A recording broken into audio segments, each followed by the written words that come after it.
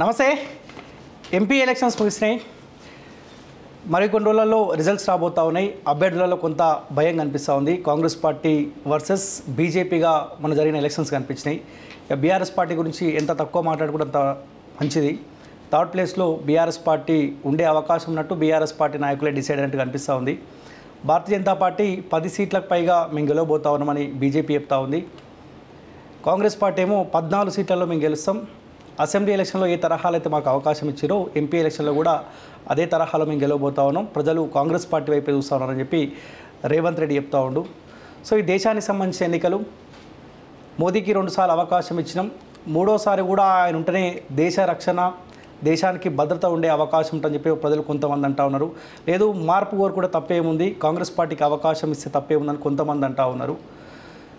మొన్న అసెంబ్లీ ఎలక్షన్లో ఏ తరహాలో అయితే సోషల్ మీడియా పనిచేసిందో, మొన్న జరిగిన ఎంపీ ఎలక్షన్లో కూడా అదే తరహాలో ప్రజలను చైతన్యం చేయాలి, నిజాయితీ గల రాజకీయ నాయకులకు అవకాశం ఇవ్వాలని చెప్పి సోషల్ మీడియా వేదికగా చాలామంది గొంతుకలు ప్రచారం చేశారు, ప్రజల్ని చైతన్యం చేసే ప్రయత్నం చేశారు. ముఖ్యంగా కాంగ్రెస్ పార్టీ ఇచ్చిన 6 గ్యారెంటీల విషయంలో కావచ్చు, 2 సార్లు దేశంలో నరేంద్ర మోదీకి అవకాశం ఇస్తే ఆయన ఏం చేసిండు, కేసీఆర్కి ఏ అధికారం అయితే దూరమైందో ఎంపీ ఎలక్షన్లో కేసీఆర్కి మళ్ళీ గెలిపించాల్సిన అవసరం ఉందా, ఈ అన్ని నినాదాలు ప్రజల్లోకి తీసుకెళ్లే ప్రయత్నం సోషల్ మీడియా బలంగా పనిచేసింది. సో అయితే నాతో పాటు ఓయూ ప్రశ్నించే గొంతుగా మైపాల్ యాదవ్ అని నా ముందున్నారు. అసెంబ్లీ ఎలక్షన్లో ఏ తరహాలో అయితే బలమైన పోరాటం చేసిండో, మొన్న ఎంపీ ఎలక్షన్లో కూడా 17 పార్లమెంట్ సెగ్మెంట్లలో తిరిగి కూడా నిజాయితీ గల రాజకీయ నాయకుడికి అవకాశం ఇవ్వండి, ఎవరు ఎందుకు మీ దగ్గరికి వస్తూ ఉన్నారు, మోదీకి మళ్ళీ అవకాశం ఇవ్వాలా లేకపోతే అక్కడ కూడా మార్పు రావాల్సిన అవసరం ఉందా, సో ఈ అన్ని అంశాలను ప్రజల ముందు ఉంచే ప్రయత్నాలు చేసిండు, వాస్తవాలు ఏందో చెప్పే ప్రయత్నం చేసిండు. సో ఎలక్షన్స్ అయితే ముగిసినాయి, రిజల్ట్స్ రాబోతూ ఉన్నాయి, ఎవరికి ఏ పార్టీకి ఎన్ని సీట్లు రాబోతూ ఉన్నాయి, ఎవరు గెలిచే అవకాశం ఉంటుంది అన్న అంశాలపైన అన్నతో డిస్కస్ చేసే ప్రయత్నం. నా ముందు ఓయూ మైపాల్ యాదవ్ అన్నారు. అన్న నమస్తే. నమస్తే. సో మీ ముందుకు ఈ అభ్యర్థుల లిస్టు తీసుకొని వచ్చిన 17 పార్లమెంట్ సంబంధించినవి. సో మనం అన్ని పార్లమెంట్ పరిధిలో తిరిగే ప్రయత్నం చేసినాం, ప్రజలకు వాస్తవాలు చెప్పే ప్రయత్నం చేసినాం. అసెంబ్లీ ఎలక్షన్లో ఏ తరహాలు అయితే బలమైన పోరాటం చేసినాము. సో అసెంబ్లీ ఎలక్షన్లో సోషల్ మీడియా మళ్ళాంటి గొంతుకలో ఒక నినాదం తీసుకున్నాం, కేసీఆర్ పోవాలని ఓపెన్గానే చెప్పినాం. మార్పు వస్తేనే మనం బతికే అవకాశం ఉంటుంది, మాలాంటి గొంతుకలు బతికే అవకాశం ఉందని చెప్పి ఒక బలమైన సంకల్పం తీసుకెళ్ళినప్పుడు ప్రజలు సో కేసీఆర్ పోవాలి, సో మా బిడ్డలు బతుకుండాలంటే మార్పు రావాలన్న ఆప్షన్లో భాగంగా కాంగ్రెస్ పార్టీకి అవకాశం ఇచ్చారు, అధికారంలోకి వచ్చింది. సో ఈ మొన్న జరిగిన ఎంపీ ఎలక్షన్లో ఏ నినాదంతో మీరు ప్రజల్లోకి వెళ్ళినారు, ఏదైనా పార్టీకి సపోర్ట్ చేసే ప్రయత్నం చేసిరా, బీజేపీకి సపోర్ట్ చేసిరా, కాంగ్రెస్ పార్టీకి సపోర్ట్ చేసిరా, అధికారానికి దూరమైన బీఆర్ఎస్ పార్టీకి ఏమైనా సపోర్ట్ చేసే ప్రయత్నం చేసిరా, ఏ నినాదాన్ని మీరు ప్రజల్లోకి తీసుకెళ్ళారు?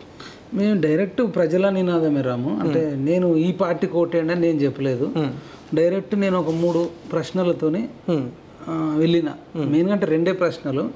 దాంట్లో మీకు ప్రధాని ఎవరైతే బాగుంటుంది, option A Narendra Modi, B Rahul Gandhi, 3 KCR. ఇది ఒక ప్రశ్న. లోకల్ వెళ్తే ఎంపీ, ఈ ఎంపీ 3 అభ్యర్థులలో ఎవరు బెటర్? ఫర్ ఎగ్జాంపుల్ సికింద్రాబాద్ అనుకోండి, కిషన్ రెడ్డి, దానం నాగేంద్ర, పద్మరావు గౌడ. ఈ 2 క్వశ్చన్లు బాగా బలంగా అడిగినాం. తర్వాత పలానా వ్యక్తి అని పేరు చెప్తే, ఇప్పుడు కిషన్ రెడ్డి అంటే కిషన్ రెడ్డికి ఎందుకు, దానం నాగేంద్ర అంటే దానం నాగేంద్రకి ఎందుకు, ఇప్పుడు రాహుల్ గాంధీ ప్రధాని లేదంటే మోడీ ప్రధాని, కేసీఆర్ ప్రధాని అన్నప్పుడు వాళ్ళ దాంట్లో ఒక పేరు చెప్పినప్పుడు ఎందుకు, రీజన్స్ ఏమైనా ఉన్నాయని ఈ రకంగా వెళ్ళినాం. దాదాపు నేను ఒక 4-5 వేల మందిని 40 రోజులలో నేనే డైరెక్ట్గా కలిసిన. డైరెక్ట్గా కలవడమే అంతా, ఫోన్లలో ఒక 4-5 వేల మందితో మాట్లాడుంటా. దాదాపు ఒక 10,000 మందితో నేను మాట్లాడుతుంటే నాకు చాలా విషయాలు తెలిసినాయి. మనం మాట్లాడదాం. సో రాష్ట్ర వ్యాప్తంగా ఏం వేవ్ కనిపించింది? అసెంబ్లీ ఎలక్షన్లో ఏమో కేసీఆర్ పోవాలనే నినాదం కనిపించింది. ఇప్పుడు ఎంపీ ఎలక్షన్లో మీకు ఏ నినాదం కనిపించింది? ప్రజలు, మెజారిటీ ప్రజలు ఏమనుకున్నారు? అదే మెజారిటీ ప్రజలు మీకు ప్రధాని ఎవరైతే బాగుంటుంది అంటే 90% ఆఫ్ ది పీపుల్ మోడీ అయితేనే బాగుంటుందని చెప్పారు. వాళ్ళ అభ్యర్థులు గెలిపించుకోవాలన్నట్టు బీజేపీ రిలేటెడ్ కూడా మోడీ అన్నారు, కాంగ్రెస్ వాళ్ళు దాదాపు మోడీ అన్నారు, బీఆర్ఎస్ వాళ్ళు కూడా మోడీ అంటారు. కామన్గా అయితే మోడీ అనేది కామన్గా కనబడదు. అంటే మెజారిటీ ఆఫ్ ది వాళ్ళు ఎందుకు కోరుకున్నారు మరి, అదైతే షాకింగ్ అనిపించింది. అభ్యర్థుల కంటే ఎక్కువ మోదీ ఉండాల్సిన నినాదం కనిపించింది. అది బాగా వేవ్ కనబడ్డది. బీజేపీకి ఏమన్నా సపోర్ట్ చేసారా? అదే చెప్తున్నాను. ఇప్పుడు చాలా మంది అన్న నువ్వు బీజేపీ అంతేందుకు, నాకు ఇప్పుడు కాంగ్రెస్లో ఉన్న ఒక మంత్రే ఫోన్ చేసి నువ్వు బీజేపీలో జాయిన్ అయినావా, బీజేపీ కండుగా ఒప్పుకున్నారా అని అడిగారు. అంటే నేను అట్లా ఏం జాయిన్ కాలేదు, నేను కాలేదంటే ఎందుకు నీకు డౌట్ వచ్చిందంటే ఏం లేదు నాకు అట్లా అనిపించింది అన్నారు. ఇప్పుడు అసెంబ్లీ ఎలక్షన్స్ అప్పుడు మనం పబ్లిక్లోకి వెళ్ళినాం. అన్ని జిల్లాలకు వెళ్ళినప్పుడు నిరుద్యోగులు కానీ లేదంటే ఉద్యోగులు కానీ రైతులు కానీ ఎవరు కోటేస్తారంటే మేము కాంగ్రెస్ కోటేస్తామని చెప్పారు. దాన్ని మనము పబ్లిక్లో ఎస్టాబ్లిష్ చేసినాం. అంత మాత్రం నేను కాంగ్రెస్ కండు వేసుకోలే. ఇప్పుడు కూడా మేము ర్యాండమ్గానే ఇందిరా పార్క్ పోయినాం. అక్కడ నాకు తెలిసినోడు ఉంటారు వాకర్స్ 1000 మంది వస్తారు. మీకు ఎవరు ప్రధాని అవుతారంటే బాగుంటే అక్కడ 20 మంది ఉంటే 20 మందిలో 15-16 మంది మోడీ అయితే బాగుంటుంది అంటున్నారు. వాళ్ళు చెప్పింది మనం టెలికాస్ట్ చేసినాం. అది మనం కండు వేసుకున్నట్టు కాదు కదా, నేను చెప్పలేదు కదా, బలవంతంగా చెప్పిస్తే మంచిది. మరి రాహుల్ గాంధీ కేసీఆర్ పేరు చెప్పుకునేటట్టు వాళ్ళు అట్లా పనిచేయాల్సిందే. కమ్యూనిస్టుల పేరు చెప్తలే, బీఎస్పీ పార్టీ పేరు చెప్తలే, కేసీఆర్ పేరు చెప్తలే, రాహుల్ గాంధీ పేరు తక్కువ మంది చెప్పారు. మరి మన తప్పు కాదు కదా, ఏది చెప్పితే అది మనం ఎస్టాబ్లిష్ చేసినా వాళ్ళకి అట్లా కనబడుతుంది. రిజల్ట్ మీరు చూడండి, మీరు షాక్ అయిపోతారు. ఇప్పుడు మొన్న బీఆర్ఎస్ కాంగ్రెస్ ఉండే కదా, ఇప్పుడు కాంగ్రెస్ బీజేపీ అయింది. బీఆర్ఎస్ను ప్లేస్ను బీజేపీ రిప్లేస్ చేసింది. బీజేపీ పడిపోయిన దానికి బీఆర్ఎస్ పడిపోయింది. మీరు రేపు ఓట్ల శాతం వచ్చినప్పుడు మీకు క్లియర్గా తెలుస్తుంది. అదే కానీ కాంగ్రెస్ పార్టీ పైన మీరు చాలా పార్లమెంట్ సెగ్మెంట్లలో తిరిగారు, ప్రజలతో కలిసినారు. కాంగ్రెస్ పార్టీ పైన ఏమైనా వ్యతిరేకత కనిపించిందా? 6 గ్యారంటీ విషయంలో ప్రజలు ఇబ్బంది పడుతున్నారు. నేను తాండూరు చేవెళ్ళ సైడ్ వెళ్ళినప్పుడు మెయిన్గా ఫ్రీ బస్ గురించి అడిగిన, అమ్మ ఎట్లుంది బాగుందా అన్నప్పుడు సీట్లు దొరకట్లేదు, కష్టం ఉందని చెప్పి చాలా ఫ్రీ బస్సు మీద వ్యతిరేకత ఉంది. 2500 రాలేదని బాధగా ఉన్నారు, అసంతృప్తిగా ఉన్నారు. వాళ్ళ పరిపాలన అసంతృప్తిగా ఉండడం వల్లనే అక్కడ గ్యాప్ను మోడీ ఫుల్ఫిల్ చేసిన అనేది నా అభిప్రాయం. కానీ వీళ్ళకి కూడా కొంత టైం ఇవ్వాల్సిన అవసరం ఉంది కదా. ఎందుకు ఇంత తక్కువ టైంలో కాంగ్రెస్ పార్టీ పైన ఇంత వ్యతిరేకత వచ్చిందంటే ఏం చెప్తారు? అదే చెప్తున్నా, ఫ్రీ బస్ వల్లనే సగం వ్యతిరేకత వచ్చింది. ఫ్రీ బస్ ఇవ్వడం వల్ల ఆటో డ్రైవర్లు హ్యాపీగా లేరు. ఆటో డ్రైవర్లు కనబడ్డోడు కాళ్ళ ఎక్కినోడు కాళ్ళ చెప్తున్నారు, మాకు నెల రోజుకు 1500-2000 సంపాదించేది ఇప్పుడు 500-600 సంపాదిస్తున్నాం, మాకు కడుపు కొట్టిండు, మాకు అసలు అన్యాయం చేసిండు అనేది ఆటో డ్రైవర్లు వచ్చినోడు కాళ్ళ చెప్తారు. మగ పిల్లలు స్టూడెంట్స్ వాళ్ళకి సీట్లు దొరుకుతలేవు, డబ్బులు ఇచ్చినోడికి సీట్లు దొరుకుతలేవు, డబ్బుని ఉన్నోడికి సీట్లు దొరుకుతున్నాయి అని చెప్పేసి వాళ్ళు. లేడీస్ కూడా మాకు అసలు రెస్పెక్ట్ లేదు, మాకు బస్ ఆపుతలేరు అని వీళ్ళు. కండక్టర్లు డ్రైవర్లు కూడా ఒకప్పుడు 60 మంది 40 మంది అంటే లిమిటెడ్గా ఉండే బస్సులో ట్రిపుల్ అవుతారు, బస్సే ఊగుతుందని ఆర్టీసీ డ్రైవర్లు ఆర్టీసీ కండక్టర్లు కూడా వ్యతిరేకతున్నారు. మరి ఆర్టీసీ కార్మికులే ఒక 50-60 వేల కుటుంబాలు ఉంటాయి, ఆటో డ్రైవర్లు లక్షలలో ఉంటారు, స్టూడెంట్స్ లక్షలలో ఉన్నారు. ఇక మరి ఇక అంటే కేసీఆర్ బతుకమ్మ చీరలు ఎట్లయిందో ఆర్టీసీ బస్సు మెయిన్ అదే వ్యతిరేకత ఎక్కువ ఉంది. ఓకే, 17 పార్లమెంట్ సెగ్మెంట్ ఉన్నాయి తెలంగాణలో. ఒకటి ఖచ్చితంగా హైదరాబాద్ గురించి మాట్లాడుకుంటే ఎంఐఎం సీట్, అది 16 సీట్లలో కాంగ్రెస్ పార్టీకి ఎన్ని వచ్చే అవకాశం ఉన్నట్టు కనిపిస్తూ ఉంది, బీజేపీకి ఎన్ని వస్తాయి, బీఆర్ఎస్ పార్టీకి ఎన్ని సీట్లు వచ్చే అవకాశం ఉంది? అదే మనం 1 by 1 అసెంబ్లీ పార్లమెంట్ సెగ్మెంట్గా నేనేమంటున్నా, కాంగ్రెస్ పార్టీ 14 సీట్లలో గెలుస్తామంటున్నారు, బీజేపీ 10 పైగా అంటా ఉన్నారు. సో టీఆర్ఎస్ పార్టీ ఏమో 1-2 వాళ్ళు కొన్ని ఓప్స్ పెట్టుకున్నట్టు కనిపిస్తూ ఉంది, ఒకటేమో ఎంఐఎం. సో వీళ్ళు ఏ అంచనాతో అయితే ఉన్నారో ఆ అంచనా వాళ్ళది నెరవేరే అవకాశం. ఇప్పుడు నేను చెప్తాను, ఇప్పుడు నువ్వు ఫోటోలు చూస్తే 1 by 1 మనం ప్లాన్ చేద్దాం, సెగ్మెంట్ల వారిగా మాట్లాడుకునే ప్రయత్నిద్దాం. సో నిజామాబాద్ పార్లమెంట్ గురించి మనం డిస్కస్ చేసే ప్రయత్నం. ఇక్కడ నుంచి జీవన్ రెడ్డి కాంగ్రెస్ పార్టీ నుంచి పోటీ చేసిండు. బాజిరెడ్డి గోవర్ధన్ బీఆర్ఎస్ పార్టీ నుంచి, ధర్మపురి అరవింద్ సిట్టింగ్ ఎంపీగా ఉన్నాడు బీజేపీ నుంచి ఈయన అభ్యర్థి. సో ఇక్కడ నిజామాబాద్లో మీరు కూడా తిరిగినారు, ఎవరికి ఇక్కడ నుంచి గెలిచే అవకాశం కనిపిస్తుంది? నిజామాబాద్ పాలిటెక్నిక్ గ్రౌండ్లోకి పోయినాం, బిచ్పల్లిలో ఆగినాం, తర్వాత నిజామాబాద్ బస్ స్టాండ్లో వెళ్ళినాం, రైల్వే స్టేషన్ వెళ్ళినాం, ఇంకా కొన్ని షాపింగ్ మాల్ వాళ్ళు ఇక్కడ టీ కొట్టు దగ్గర మెజారిటీ పీపుల్ అడిగినాం. అక్కడ మెజారిటీ పీపుల్ ఏమంటారు, మేము హిందుత్వం కోసం మోడీ కోసం ఓటేస్తాం అని చెప్పేసి గంటాపదంగా చెప్తున్నారు. రాహుల్ గాంధీ, కేసీఆర్, మోడీ ముగ్గురు పేర్లు పెడితే అసలు 90% ఆఫ్ ది పీపుల్ మేము మోడీ ముఖం చూసి ఓటేస్తామని చెప్పేసి చెప్తారు. అది జీవన్ రెడ్డికి మైనస్. జీవన్ రెడ్డి మంచి వ్యక్తే, కానీ రాహుల్ గాంధీని చూసి ఓటేస్తామని మరి జీవన్ రెడ్డి ఎవరు చెప్పలే. అట్లనే బాజిరెడ్డి కోసం కూడా మేము కేసీఆర్ చూసి బాజిరెడ్డికి వేస్తామని చెప్పలే, కానీ మోడీని చూసి అరవింద్కి వేస్తామని చెప్తారు. ఇది డిఫరెన్స్. హైలైట్ ఏంటంటే నాకు ఆ బస్ స్టాండ్లో కోరుట్ల నుంచి వచ్చిన ఒక 10 మంది రైతులు కనబడ్డారు, చెరుకు రైతులు, వరి రైతులు. వాళ్ళు ఏమంటారు, మేము గతంలో అసెంబ్లీ ఎలక్షన్లో కేసీఆర్కి వేసినాం, కేసీఆర్ వీరాభిమానులమే, కానీ మేము ఈసారి మోడీకి వేస్తాం. ఎందుకు? ఈ రేవంత్ రెడ్డి ఆగడాలు ఎక్కువైపోయినాయి, ఈ రేవంత్ రెడ్డి మా కేసీఆర్ను మరి లావుల తొండలేసి కొడతా అంటున్నాడు, లేదంటే కేసీఆర్ పేగులు అంటే ఆయన పొట్ట చీల్చి పేగులు ఆయన మెడలు వేసుకుంటా అంటున్నాడు. ఈ రేవంత్ రెడ్డికి బుద్ధి చెప్పడం కోసమన్నా మేము మోడీకి వేస్తామని చెప్తే నేను షాక్ అయిపోయినా. అంటే చాలామంది బీఆర్ఎస్ వాళ్ళు నిజామాబాద్ పార్లమెంట్ సెగ్మెంట్లో రేవంత్ రెడ్డి మీద కూడా కోపం పెంచుకుని బీఆర్ఎస్ ఓటు బ్యాంకింగ్ అంతా కూడా బీజేపీ వైపే మరలింది. అసలు గన్ షాట్గా గెలుస్తాడు. మళ్ళీ నేను ఎలక్షన్ అయిన తర్వాత కూడా నాది నిజామాబాద్ పార్లమెంట్ కిందకి వస్తుంది. మాది మైలారం విలేజ్. మా మైలారంలో కూడా చాలామంది మేము మోడీకి చూసే చేస్తామని చెప్తున్నారు. తర్వాత పక్క ఊర్లు వేల్పూర్ పోయినా, కలుగోటు పోయినా, తర్వాత మోతే గ్రామం ఎక్కడ పోయినా యూత్లో మోడీ అనేది కనబడుతుంది. బీజేపీ గెలిచే మొదటి సీటు నిజామాబాద్ అని చెప్పారు. 2019లో ధర్మపురి అరవింద్ పసుపు బోర్డు తీసుకొని వస్తా అని చెప్పిండు. ఏమంటారు, పసుపు బోర్డు వచ్చిందా? ఒకవేళ వస్తే పసుపు బోర్డు వల్ల పసుపు రైతులకి ఏమన్నా మేలు జరిగిందా? రైతులతో కూడా మీరు చాలా మందితో మాట్లాడారు కదా, సో వాళ్ళు ఎటువైపు ఉండే అవకాశం కనిపించింది? అయితే నేను ఆ క్వశ్చనే అడగలేదు అసలు. కాకపోతే అరవింద్ గారితో నేను ఇంటర్వ్యూ చేసిన. ఇంటర్వ్యూ చేస్తే ఆయన చెప్పిండు ఇప్పుడు రైతులకు రేట్లు పెరిగినాయి, పసుపు రైతులు ఒకప్పటికంటే ఇప్పుడు రేట్ ఉందని చెప్పి. నేను వ్యక్తిగతంగా కూడా వేరే వాళ్ళతో ఫోన్లలో మాట్లాడినా. వాళ్ళు కూడా అన్న ఈసారి 18,000 దాకా ఉంది క్వింటాలు అని చెప్పేసి. క్వింటాలు ఉందంటే అసలు చాలామంది లక్షాధికారులు అయిపోయారు. 4 ఎకరాలు అట్లా వేసిన వాళ్ళు మంచి డబ్బులు వచ్చినాయి, మంచి పొజిషన్లో. అది కూడా ఒక అడ్వాంటేజ్ కలిసి వచ్చింది. పసుపు ధర ఈసారి మంచిగా ఉండడం అడ్వాంటేజ్. నేను డీప్కి వెళ్ళి ఆ క్వశ్చన్స్ అడగలేను, కానీ ఓవరాల్గా ప్రధాని ఎవరైతారు అనే దాని మీద ఎక్కువ ఫోకస్ చేసిన. ఆయన సిట్టింగ్ ఎంపీగా ఉన్నాడు, నిజామాబాద్ ఎంపీగా ఉన్నాడు. అభ్యర్థి పైన ఏమన్నా వ్యతిరేకత ఏమన్నా కనిపించిందా మీకు? అంటే ఇక అది కామన్గా ప్రతి ఇప్పుడు ఒక అరవింద్ గారి మీద కాదు, చాలామంది బీజేపీ అభ్యర్థుల మీద వ్యతిరేకత ఉంది. కానీ వాళ్ళు ఏమంటారు అంటే మేము అభ్యర్థిని చూడము, ఈసారి అయితే మేము మోడీని చూసి ఓటేస్తాం అనేది స్పష్టంగా చెప్తున్నారు.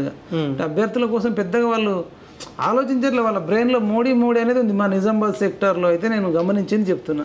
అదే రాహుల్ గాంధీ అనేది లేదు, కేసీఆర్ అనేది లేదు. అది పెద్ద అడ్వాంటేజ్. ఇక్కడ పోటీ కాంగ్రెస్ వర్సెస్ బీజేపీగా ఉంటుందా? అసలు వన్ సైడే గెలుస్తాడు ఆయన, అంటే వన్ సైడ్ గెలుస్తారు. కాకపోతే జీవన్ రెడ్డికి ముస్లింలు అందరూ ఓట్లేసారు. ముస్లింలు మళ్ళీ ముస్లింలలో పబ్లిక్ టాక్ తీసుకుంటే మేము ఖచ్చితంగా చేతి గుర్తుకే ఇస్తామన్నారు. ఎందుకు చేతి గుర్తుకే ఇస్తారంటే రాహుల్ గాంధీని చూసేస్తారా అంటే రాహుల్ గాంధీని అనట్లేదు, జీవన్ రెడ్డిని అనట్లేదు, మేము చేతి గుర్తుకు వేస్తాం అంతే. ఆ చేతి గుర్తుకు పడేదంతా కూడా మోడీ మీద వ్యతిరేకతతోనే, బీజేపీ మీద వ్యతిరేకత ఓటే కాంగ్రెస్కు పోతుంది. అంటే ఆ బీజేపీ మీద మోడీ మీద వ్యతిరేకత ఉన్న సెక్టర్ ఏంటంటే ముస్లింలని నేను గమనించిన. అంటే జీవన్ రెడ్డి మీద ప్రేమతోనే కాదు, ఇటు రాహుల్ గాంధీ మీద అది కాదు. వీళ్ళు ముస్లిమ్స్ రిజర్వేషన్స్ రద్దు చేస్తాం అవి ఇవన్నీ కొన్ని స్టేట్మెంట్లు పాస్ చేయడం వల్ల అసలు చేయకపోయినా కూడా వాళ్ళు ఎందుకో మాకు కాంగ్రెస్ పార్టీ అనేది వాళ్ళు బలంగా అనుకున్నారు. ఈసారి ఎట్లా కేసీఆర్ అనే వ్యక్తి డౌన్ అయిపోయిండు కాబట్టి గంప గుత్తగా ముస్లిమ్స్ జీవన్ రెడ్డికి అక్కడ Nizamabad. BRS party third place అనే అసలు ప్లేసే లేదనుకోవచ్చు. అసలు బీఆర్ఎస్ వాళ్ళు అంతా బీజేపీకి వేసారు కదా. ఓకే, ప్లేస్ ఎక్కడిది డిపాజిట్ కూడా రాకపోవచ్చు. ఇప్పుడు కాంగ్రెస్ పార్టీకి బుద్ధి చెప్పాలని ఈ 17 పార్లమెంట్ సెగ్మెంట్లలో బీఆర్ఎస్ పార్టీ వాళ్ళు కూడా బీజేపీ ఓటేసారు అనుకోవచ్చా? అంతే అదే జరిగింది. అంతటా అదే జరిగింది. అంటే ఈ రెండు పార్టీల మధ్య ఏమైనా ఒప్పందం ఏమైనా జరిగింది అనుకోవచ్చా? ఏం ఒప్పందం జరగలేదు, ఎవరితో ఒప్పందం జరగలేదు, ఎవరు ఒప్పందం లేదు. జనరల్గా వీళ్ళు వాడుతున్న వీళ్ళు రైట్ అన్న. కరీంనగర్ పార్లమెంట్ గురించి ఇక్కడ సిట్టింగ్ ఎంపీగా భారతీయ జనతా పార్టీ నుంచి బండి సంజయ్ కుమార్ పోటీ చేసిండు, బీఆర్ఎస్ పార్టీ నుంచి వినోద్ కుమార్ పోటీ చేసిండు, వెలిచాల రాజేంద్రరావు కాంగ్రెస్ పార్టీ నుంచి, ముగ్గురు అభ్యర్థులు. కరీంనగర్లో ఎవరు గెలిచే అవకాశం ఉన్నట్టు మీకు అనిపించింది? స్టార్టింగ్లో కొంత వినోదరావు పేరు వినబడ్డది, తర్వాత అధికార పార్టీ కాంగ్రెస్ ఉన్నది అనిపించింది. కానీ రోజులు గడుస్తున్న కమన అసలు మోడీ వేవ్.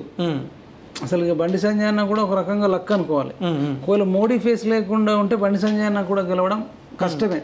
సరైన ప్రజా సంగ్రామ యాత్ర చేసిండు, అనేక సార్లు అరెస్ట్ అయ్యిండు, కేసులు అయినాయి.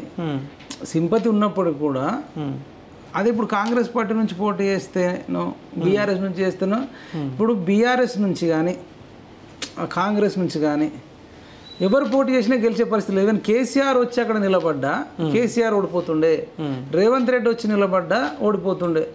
అంటే కరీంనగర్ అంతా కూడా మోడీమయం అయిపోయింది.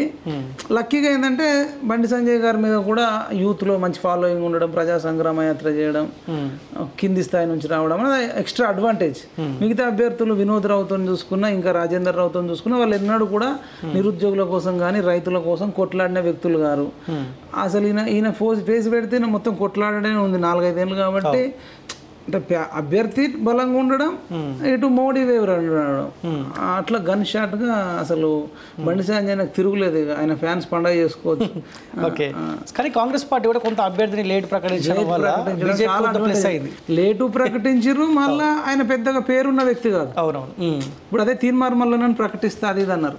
అదే ఆయన ముందు ప్రకటించుంటే ఏమో చెప్పలేం, కానీ లేటుగా ప్రకటించిన ఆయన ఎన్నడూ కొట్లాడిన వ్యక్తి కూడా కాదు కదా. అంటే ఇక ఆయనకు శివలింగం మీద పాలు పోసినట్టు ఇప్పుడు సంజయ్ అన్న నెత్తి మీద పాలు పోసినట్టే కాంగ్రెస్ పార్టీ డమ్మిని పెట్టడం అసలు అదృష్టం అనుకోవాలి. కొన్ని సార్లు రాజకీయాలలో 10 ఏళ్ళు కష్టపడతాడు, 20 ఏళ్ళు కష్టపడతాడు, 30 ఏళ్ళు కష్టపడతాడు, అయినా గెలవాడు. జీవితకాలంలో కూడా గెలవరు. కానీ ఇప్పుడు చూడు, మోడీ వేవ్ ఇంత ఉన్నప్పుడు ఇంకా అంతకంటే బలమైన వ్యక్తిని తీసుకురావాల్సింది పోయి ఆయన పేరు ఎవరికి తెలియదు. రాజేందర్ రావా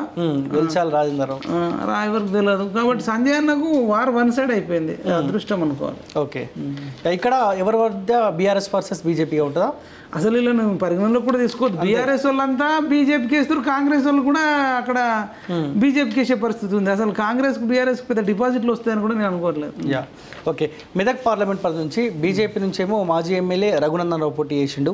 వెంకట్రామరెడ్డి మాజీ కలెక్టర్ మల్లన సాగర్ బాధితులు మొత్తం రోడ్లపైన పడేసిన దొంగ పోటీ చేసిండు. నీలం మధుముదురాజ్ కాంగ్రెస్ పార్టీ నుంచి పోటీ చేసిండు. సో ఇక్కడ ఎట్లా ఉండబోతున్న రిజల్ట్స్ అంటే స్టార్టింగ్లో వెంకట్రామరెడ్డిదే నడిచింది. అంటే గజ్వేల్లో కానీ సిద్దిపేటలో కానీ వీళ్ళిద్దరు మామ అల్లుళ్ళు ఉన్నారు. ఒక్కొక్కలకు సిద్దిపేటలో 1,00,000 మెజార్టీ తెస్తాడు, ఇంట్లో ఒక 70,000-80,000 తెస్తాడు, 1,70,000 మాకు ఇన్నే మెజార్టీ వస్తాయని కలలు కన్నారు. కానీ ప్రజలు కూడా చాలా రోజుల నుంచి ఎదురు చూస్తారు. ఈ రాక్షసులను అంతం చేసే రోజు వచ్చినప్పుడు మేము కూడా వ్యతిరేకత అవుతాం, ఇప్పుడైతే మమ్మల్ని చంపుతారేమో అని చెప్పేసి ఇన్ని రోజులు ఉగ్గి పట్టుకొని ఉన్నారు. అంటే ఇదే ఈ రాష్ట్రానికి పట్టిన రాష్ట్రానికి ఎక్కువ అన్యాయం కంటే ఇప్పుడు సిద్దిపేటలో ప్రశ్నించే గొంతుకులను తుక్కు నలిమి పడేసింది హరీష్ రావు. గజ్వేల్లో అయితే ఇక ఆయన అసలు బయటకు వచ్చింది లేదు, చేసింది లేదు. అసలు పోలీసు వాళ్ళతోనే రాజ్యం నడిపించిండు. ఆయన ఫామ్ హౌస్ దగ్గరనే ఒకటి పోలీస్ స్టేషన్ లాగా ఒకటి కట్టించుకొని పైనుంచి చూస్తారన్నట్టు ఎవరెవరు వస్తారు. ఇంతటి రాక్షసులను ఓడించే అవకాశం వచ్చిందని చెప్పేసి ఇటు బీఆర్ఎస్ వాళ్ళు అందరూ గంప గుత్తగా కూడా రఘునందన్ రావు వైపు అంటే మోడీ వైపే వెళ్తున్నట్టు అంటే లాస్ట్ రోజులు గడుస్తున్న క్రమం అయిపోతుంది. నీలం మధుముదురాజును అయితే పాపం చాలా అంటే బలి చేసారు. ఆయన మంచి క్యాండిడేటే, పటాన్చెరులో మంచి పేరు ఉంది, కొన్ని వేల మంది కార్యకర్తలు ఉన్నారు. కానీ ఆయనకు పెద్దగా అంటే లేట్ టికెట్ ప్రకటించడం, తిరగకపోవడము, ఇంకోటి ఇప్పుడు మోడీ గాలి ఉండడం కూడా. రాహుల్ గాంధీ గాలి ఉంటేనేమో మరి నీలం మధు గెలుసు, రాహుల్ గాంధీ లేకపోవడం కూడా చాలా మైనస్. వెంకట్రామరెడ్డి వాళ్ళు డబ్బులు కూడా వంచారట చివరిలో. మరి అంటే పటాన్చెరులో సంఘం అట్లా ఇంకా అన్ని దగ్గరలో నాకు కాంగ్రెస్ వాళ్ళే ఫోన్ చేసిర్రు, నాకు చెప్తున్నారు నేనన్న ప్రభుత్వం మీది పట్టుకోవాల్సింది మీరు, వాడు ఓటుకు 1000-2000 వంచుతుండన్న అని చెప్తున్నారు. అంటే మరి కొంపదీసి కాంగ్రెస్ వాళ్ళు ఏమన్నా వెంకటరామరెడ్డితో ఏమన్నా అయిరో నాకు తెలియదు. నాకు తెలిసి ఇప్పుడు నీలమ్మదే 3వ ప్లేస్లోకి పోయే పరిస్థితి ఉందనిపిస్తుంది. కానీ వెంకటరామరెడ్డి చరిత్ర మొత్తం ఆ మెదక్ పార్లమెంట్ పరిధిలో ప్రజలకు మొత్తం తెలుసు కదా. అయితే వెంకటరామరెడ్డి ఫేస్ కాదు అక్కడ కేసీఆర్ ఫేస్. అక్కడ కేసీఆర్ హరీష్ రావు ఫేస్ తోని ఎస్టోళ్ళు ఉంటారు. ఇంకోటి ఎట్లుంటుంది అంటే వెంకటరామరెడ్డి అన్యాయం చేసిన వాళ్ళు వేయరు, ఇది ఎవరికైతే అన్యాయం చేసి వేయరు, కానీ అన్యాయం చేయబడని వాళ్ళు కూడా ఉంటారు కదా. అవును, బాధితులు వేయరు. బాధితులు కాని వాళ్ళు ఏంటంటే కేసీఆర్ మాట హరీష్ రావు మాట వినే అవకాశం ఉంది. కాబట్టి చాలా దగ్గరలో ఇప్పుడు దుబాకు ఉంది, ఎక్కడైతే బాధితులు ఉన్నారో వాడు వేయకపోవచ్చు. కానీ మొన్న బీఆర్ఎస్కి 40-50 వేల మెజారిటీ వచ్చింది కదా దుబాకులో, మరి ఎందుకు వచ్చింది? అట్లా కేసీఆర్ ఫాలోయింగ్ బాగానే ఉంటుంది అక్కడ, హరీష్ రావుకు ఉంటుంది. మెదక్ పార్లమెంట్ పరిధిలో బీఆర్ఎస్ పార్టీ సంబంధించిన వాళ్ళు 6 మంది ఎమ్మెల్యేలు వాళ్ళే ఉన్నారనుకుంటా. మెదక్ ఒకటి కాంగ్రెస్ పార్టీ రోహిత్ రావు ఉన్నాడు ఎమ్మెల్యే. కానీ బీఆర్ఎస్ పార్టీ వైపు కూడా వాళ్ళ ఓటు బ్యాంకు వాళ్ళకి పడ్డా కానీ వెంకటరామరెడ్డి బయటపడే అవకాశం ఉంటుంది కదా. ఉంటుంది, బట్ టైట్ అయితే ఉంటుంది. రఘునందన్ రావుకు వెంకటరామరెడ్డికి టైట్ ఉంటుంది. బట్ మోడీ వేవ్ అయితే అద్భుతంగా నడిచింది, ఇదైతే టైట్ అని చెప్పొచ్చు. బీఆర్ఎస్ వర్సెస్ బీజేపీగా ఉంటుంది చెప్పొచ్చు. నీలం మధు థర్డ్ ప్లేస్ ఉంటుంది. యా, సో చేవేళ్ల పార్లమెంట్ పరిధిలో మరి బలంగా తిరిగినారు. కొండా విశ్వేశ్వరరెడ్డి బీజేపీ నుంచి, కాసాని జ్ఞానేశ్వర్ బీఆర్ఎస్ పార్టీ నుంచి, గడ్డం రంజిత్ రెడ్డి కాంగ్రెస్ పార్టీ నుంచి పోటీ చేస్తా ఉన్నాడు. ఇక్కడ ఎవరి మధ్య పోటీ ఉంటుంది? ఇక్కడ ఫస్ట్లో రంజిత్ రెడ్డికి అంటే కాంగ్రెస్ పార్టీకి ఎక్కువ ఉండే, అంటే రంజిత్ రెడ్డికి టికెట్ ఇచ్చిన తర్వాత ఈజీ అయింది. రంజిత్ రెడ్డి టికెట్ అనౌన్స్ చేయకుండా ముందు కాంగ్రెస్ పార్టీకి ఎక్కువ అవకాశాలు ఉండే, ఎందుకంటే మొన్ననే గెలిచిర్రు. అది ఇది ఉండే పట్నం సునీతారెడ్డి ఉండే. ఒకవేళ పట్నం సునీతారెడ్డి కానీ పట్నం మహేందర్ రెడ్డి కానీ అక్కడ ఇస్తే తగ్గఫర్ టైట్ ఉంటుండే. రంజిత్ రెడ్డికి ఇవ్వడం వల్ల రంజిత్ రెడ్డి మీద ఇప్పుడు భూ కుంభకోణాలు, హనుమంతుడు గుడి దగ్గర ఉండే భూమిని మింగేసిండని, తర్వాత కోళ్ళ దందా చేసి కోడిగుడ్ల దందా చేసిండు, కోడిగుడ్ల స్కామ్ అని, గుడ్ల స్కామ్, కోళ్ళ స్కామ్ అని, ఇట్లాంటివి బాగా బయటపడ్డ. ఒకటి ఆయన ఎక్కడ కూడా పబ్లిక్లో తిరిగిన వ్యక్తి కాదు. నేను అంత తిరిగిన చేవెళ్ళ తాండూరు అంత తిరుగుతా, అసలు ఈయన ఫోటో చూపించినా ఆయన గుర్తుపట్టే పరిస్థితి లేదు. అదే కొండ విశ్వేశ్వరరెడ్డి అయితే ఏమిందంటే ఒక్కొక్క ఊరికి 2-3 సార్లు పోయాడు. అంటే చేవెళ్ళలో అన్ని ఊర్లు తిరిగిండు, తాండూరు ఏరియాలో అన్ని ఊర్లు తిరిగిండు, వికారాబాద్ ఊర్లో తిరిగిండు, పరిగిలో. ఇంక ఈ సిటీ అయితే అంత మోడీ వేవ్ నడిచింది, అక్కడ కూడా నడిచింది. బట్ ఈయన తిరగడం అడ్వాంటేజ్. ముస్లిమ్స్ అంతా కాంగ్రెస్ వైపు ఉన్నారు, అక్కడ కూడా ఎక్కువ శాతం మెజారిటీ ముస్లిమ్స్ కాంగ్రెస్ వైపు ఉన్నారు. ఆయనకు కూడా మంచి ఓట్లు వస్తాయి రంజిత్ రెడ్డికి. బట్ కొండ విశ్వేశ్వరరెడ్డి గన్ షాట్ గెలుస్తాడు. బీఆర్ఎస్ వాళ్ళంతా కూడా అక్కడ కూడా షిఫ్ట్ అయిపోయింది. ఇప్పుడు రంజిత్ రెడ్డి మీద కోపం పెంచుకున్నారు. మా కేసీఆర్ సారు టికెట్ ఇస్తా అంటే నువ్వు మా కేసీఆర్ కష్టకాలంలో హ్యాండ్ ఇచ్చినావు. ఈవెన్ కేటీఆర్ ఇట్లా విమర్శించినవి కూడా, జీవన్ రెడ్డి విమర్శించినవి కూడా, ఆర్మూర్ ఎమ్మెల్యే వాళ్ళు విమర్శించినవి కూడా రంజిత్ రెడ్డికి మైనస్ అయినాయి. మేము టికెట్ ఇస్తా అంటే మాకు మోసం చేసిపోయాడు, మేము ఏం తక్కువ చేసినాం, పార్టీ కష్టకాలంలో ఉన్నప్పుడు పోయిండు, కవితను జైల్లో వేసినప్పుడు పోయిండు అని చెప్పేసి బీఆర్ఎస్ వాళ్ళు వ్యతిరేకమయ్యారు. ఇటు కాంగ్రెస్లో జాయిన్ అయిన ఏమైనా సుఖం ఉందా? ఇప్పుడున్న స్పీకర్ ఉన్నాడు గడ్డం ప్రసాద్, ఆ గడ్డం ప్రసాద్ సార్కు వ్యతిరేకంగా వికారాబాద్లో చాలా పని చేసిండట. అవునవునవును, అనేక మంది మీద కేసులు పెట్టించిండట. వీడు మన ఓటమికి కృషి చేసినోడికి మేమెందుకు ఓటేస్తామని చెప్పేసి వాళ్ళంతా కూడా కొండా విశ్వేశ్వరరెడ్డి సారే వైపు వెళ్ళారు. ఇది కూడా నిజామాబాద్, కరీంనగర్ ఎట్లయితే సింపుల్గా గెలుస్తారో చేవెళ్ళలో కూడా బీజేపీ సింపుల్గా గెలిచే ఛాన్స్ ఉంటుంది. ఈ కారణం పరిస్థితి అంటే బీసీ కోణంలో జ్ఞానేశ్వరరావు మంచోడే, కానీ ఆయనకు 70 ఏళ్ళు ఉంటాయి, ఆయన నడవలేని పరిస్థితి. ముదిరాజు కాకపోతే రంజిత్ రెడ్డి వద్దన్న తర్వాత ఇచ్చిర్రు. తర్వాత ఆయన మొన్నటిదాకా టీడీపీ రాష్ట్ర అధ్యక్షుడు ఉండే, మరి టీడీపీ నుంచి ఇళ్ళకి పోయిండు. అసలు ఆయన ఎక్కడ కూడా యాక్టివ్గా తిరిగే పరిస్థితి లేదు, పెద్దగా కన్సిడర్ చేయలే. మంచి పేరే ఉంది, మంచి సింపతి ఉంది, కానీ ఇప్పుడు ఆయన గెలిపిస్తే ఆయనకు పనిష్మెంట్ ఇచ్చినట్టు అని అందరు భావించారు. గెలిపిస్తేనే పనిష్మెంట్. ఓడిపోవాలి, ఢిల్లీకి పోవాలి, ఎయిర్పోర్ట్ ఎక్కాలి, శంషాబాద్ పోవాలి, ఢిల్లీ ఎయిర్పోర్ట్ ఎక్కాలి, దిగాలంటే ఆయన ఆరోగ్యం సహకరిస్తుంది. యాక్చువల్లీ కేసీఆర్కు బుద్ధికి లేదు, జ్ఞానం లేదు, బేకార్గాడు. ఈ వయసులో ఆయనకి ఇవ్వాల్సింది కాదు. ఈ వయసులో ఆయనకి ఇస్తే రాజ్యసభ ఇచ్చేది ఉండే, ఎమ్మెల్సీ ఇచ్చేది ఉండే. ఇప్పుడు లోక్సభకు సెలెక్ట్ చేసి ఆయనను మానసికంగా శారీరకంగా ఇబ్బంది పెట్టడమే కదా. అంటే కేసీఆర్ తన గొయ్యిని తవ్వుకుంటున్నాడు. కాసన్ జ్ఞానేశ్వరరావుకి ఇచ్చిండంటే మరి బీఆర్ఎస్ లెవెల్ లేడా? ఒక బలమైన క్యాండిడేట్కు, ఉద్యమకారుడికి ఎవరికైనా ఇచ్చుంటే అవకాశం ఉండేదేమో. అసలు లైన్లోనే లేరు, నాకు తెలిసి డిపాజిట్ కూడా రాదు. అంటే ఓడిపోయే దగ్గర బీసీకి టికెట్ ఇచ్చి బలి చేసే ప్రయత్నం అంతే. చాలా వ్యతిరేకత ఉంది, బీఆర్ఎస్ మీద వ్యతిరేకత ఉంది, కాంగ్రెస్ మీద కూడా ఉంది. అంటే మాకు ఏమి చేయలేడు రేవంత్ రెడ్డి అనేది. నేను వెళ్తే తాండూరు చౌరాస్తాలో ఇష్టం వచ్చినట్టు తిడుతున్నారు, మహిళలు తిడుతున్నారు. అసలు మాకు ఏం చేసిండు, ఇది ఏం బస్సు, ఫ్రీ బస్సు అంటుండు. పెళ్లికని వెళ్తే 10 గంటలకు పెళ్లి ఉంటే 4 గంటలకు రీచ్ అవుతారట బస్సులు లేక. తాండూరులో చెప్తున్నారు, తాండూరులో ఎక్కువ తిరుగుతుంది. కూడా ఈ తాండూరు, వికారాబాద్, ఈ పరిగి ప్రాంతంలో తిరిగినప్పుడు నేను అసెంబ్లీ ఎలక్షన్లో తిరిగినప్పుడేమో చాలామంది కాంగ్రెస్ పార్టీకే ఓటేసాను. ఇప్పుడు మొన్న నేను పోయినప్పుడు కాంగ్రెస్ పార్టీ వాళ్ళు, బీఆర్ఎస్ పార్టీ వాళ్ళు కూడా మేము కొండా విశ్వేశ్వరరెడ్డికి వేస్తాం, భారతీయ జనతా పార్టీకి ఓటేస్తాం, మాకు ఏం చేసిండు, అట్లీస్ట్ కాంగ్రెస్ పార్టీ కార్యకర్తలు కూడా ఏం చేయలేదని వెళ్ళిపోయింది పబ్లిక్. సో కొండా గెలుస్తాడు ఇక్కడ నుంచి ఖచ్చితంగా. భువనగిరి పార్లమెంట్ పరిధి, సో ఇది మా పార్లమెంట్ పరిధి. ఇక్కడ నుంచి చామల కిరణ్ కుమార్ రెడ్డి పోటీ చేస్తాడు కాంగ్రెస్ పార్టీ, బూర నర్సయ్య గౌడ్ పోటీ చేసిండు బీజేపీ నుంచి, క్యామ మల్లేష్ పోటీ చేసిండు. సో ఇక్కడ కూడా సేమ్ ఈక్వేషన్, చేవేళ్ళ ఈక్వేషన్ కనిపిస్తా ఉందా మీకు? చేవేళ్ళలో సింపుల్ గా గెలుస్తాడు, భువనగిరిలో అభ్యర్థుల పరంగా చూస్తా ఉంటే అభ్యర్థుల కాసాని జ్ఞానేశ్వర్ అయితే క్యామ మల్లేష్ అట్లనే, రంజిత్ రెడ్డి ప్లేస్ లో చామల కిరణ్ కుమార్ ఊహించుకోవచ్చు. కొండ విశ్వేశ్వరరెడ్డి సార్ లెక్క బూర నరసింహ గౌడ్ కూడా మంచి డాక్టరు, అక్కడ పాస్పోర్ట్ కార్యాలయం ఏర్పాటు చేసిండు, బీబీ నగర్ లో ఎయిమ్స్ పెట్టించిండు, చాలా దగ్గరలో వాటర్ ట్యాంకులు కట్టియడం. ఆయన మార్క్ ఉంది, ఆయనకు మంచి పేరు ఉంది. కానీ ఇంకా ఆయన సోషల్ మీడియాని వాడుకోవాల్సినంత వాడుకోవాలి. ఒకవేళ వాడుకుంటే ఇప్పుడు కొండ విశ్వేశ్వరరెడ్డి సార్కి ఎట్లయితే 1 సైడ్ ఉందో బూర నరసింహ గౌడ్ సార్కి అంత 1 సైడ్ ఉంటుండే. కానీ అక్కడ కోమటిరెడ్డి, రాజగోపాల్ రెడ్డి, వెంకటరెడ్డి అసలు ప్రాణాలకు తెగించి అనడం. కానీ నిద్రాహారాలు మానేసి పొట్టిగా వాళ్ళే అభ్యర్థులు అన్నట్టు తిరిగిరు, అంతే తిరిగిర్రు. వాళ్ళకు కొంత ట్రెడిషనల్ ఓట్ బ్యాంకింగ్ ఉంది, అది ఉమ్మడి నల్గొండ కిందికి వస్తుంది కాబట్టి. మోడీ వేవ్ కూడా బాగా నడిచింది, సైలెంట్ ఓటింగ్ బాగా నడిచింది. అక్కడ సింపుల్ గా అసలు కాంగ్రెస్ గెలవాల్సిన సీటు, కానీ ఇప్పుడు తగ్గ ఆఫర్ వచ్చింది. ఇంకా చెప్పాల్సి వస్తే బూర నరసయ్య గౌడ్ సార్కి ఎడ్జ్ ఉంది, బట్ టైట్ ఉంటుంది, చూడాలి మరి ఇక రిజల్ట్. కానీ నేను అనుకుంటున్నా బూర నరసయ్య గౌడ్ బయట పడతాడు అనుకుంటున్నా, బట్ వీళ్ళు గెలిచినంత సింపుల్గా ఉండదు, నెక్ టు నెక్ ఉంటుంది. చివరి రౌండ్ వరకు వెయిట్ చేయాల్సిందే. చివరి రౌండ్ వరకు ఎక్కడేమన్నా మీకు బీసీ నినాదం కనిపించిందా? అరే గెలిపించుకోవాలి అన్న బీసీ ఫీలింగ్ ఉంది, కానీ గెలిపించేంత బీసీ ఫీలింగ్ లేదు. కానీ మోడీ వేవ్ ఉంది, మోడీ వేవ్ గెలిపిస్తుందేమో నేను అనుకుంటున్నా. బీసీ ఫీలింగ్ అంటే రెడ్లు చాలా మంది మరి బూర నరసయ్య గౌడ్ పేరు చెప్పినారు, ఎందుకంటే మోడీ కోసం. ఓకే, రెడ్డిలు, ఓసీలు, ముస్లింలు కూడా. నేను వెళ్ళిన కదా, నకరేకలు వెళ్ళిన, తుంగతుర్తి వెళ్ళిన.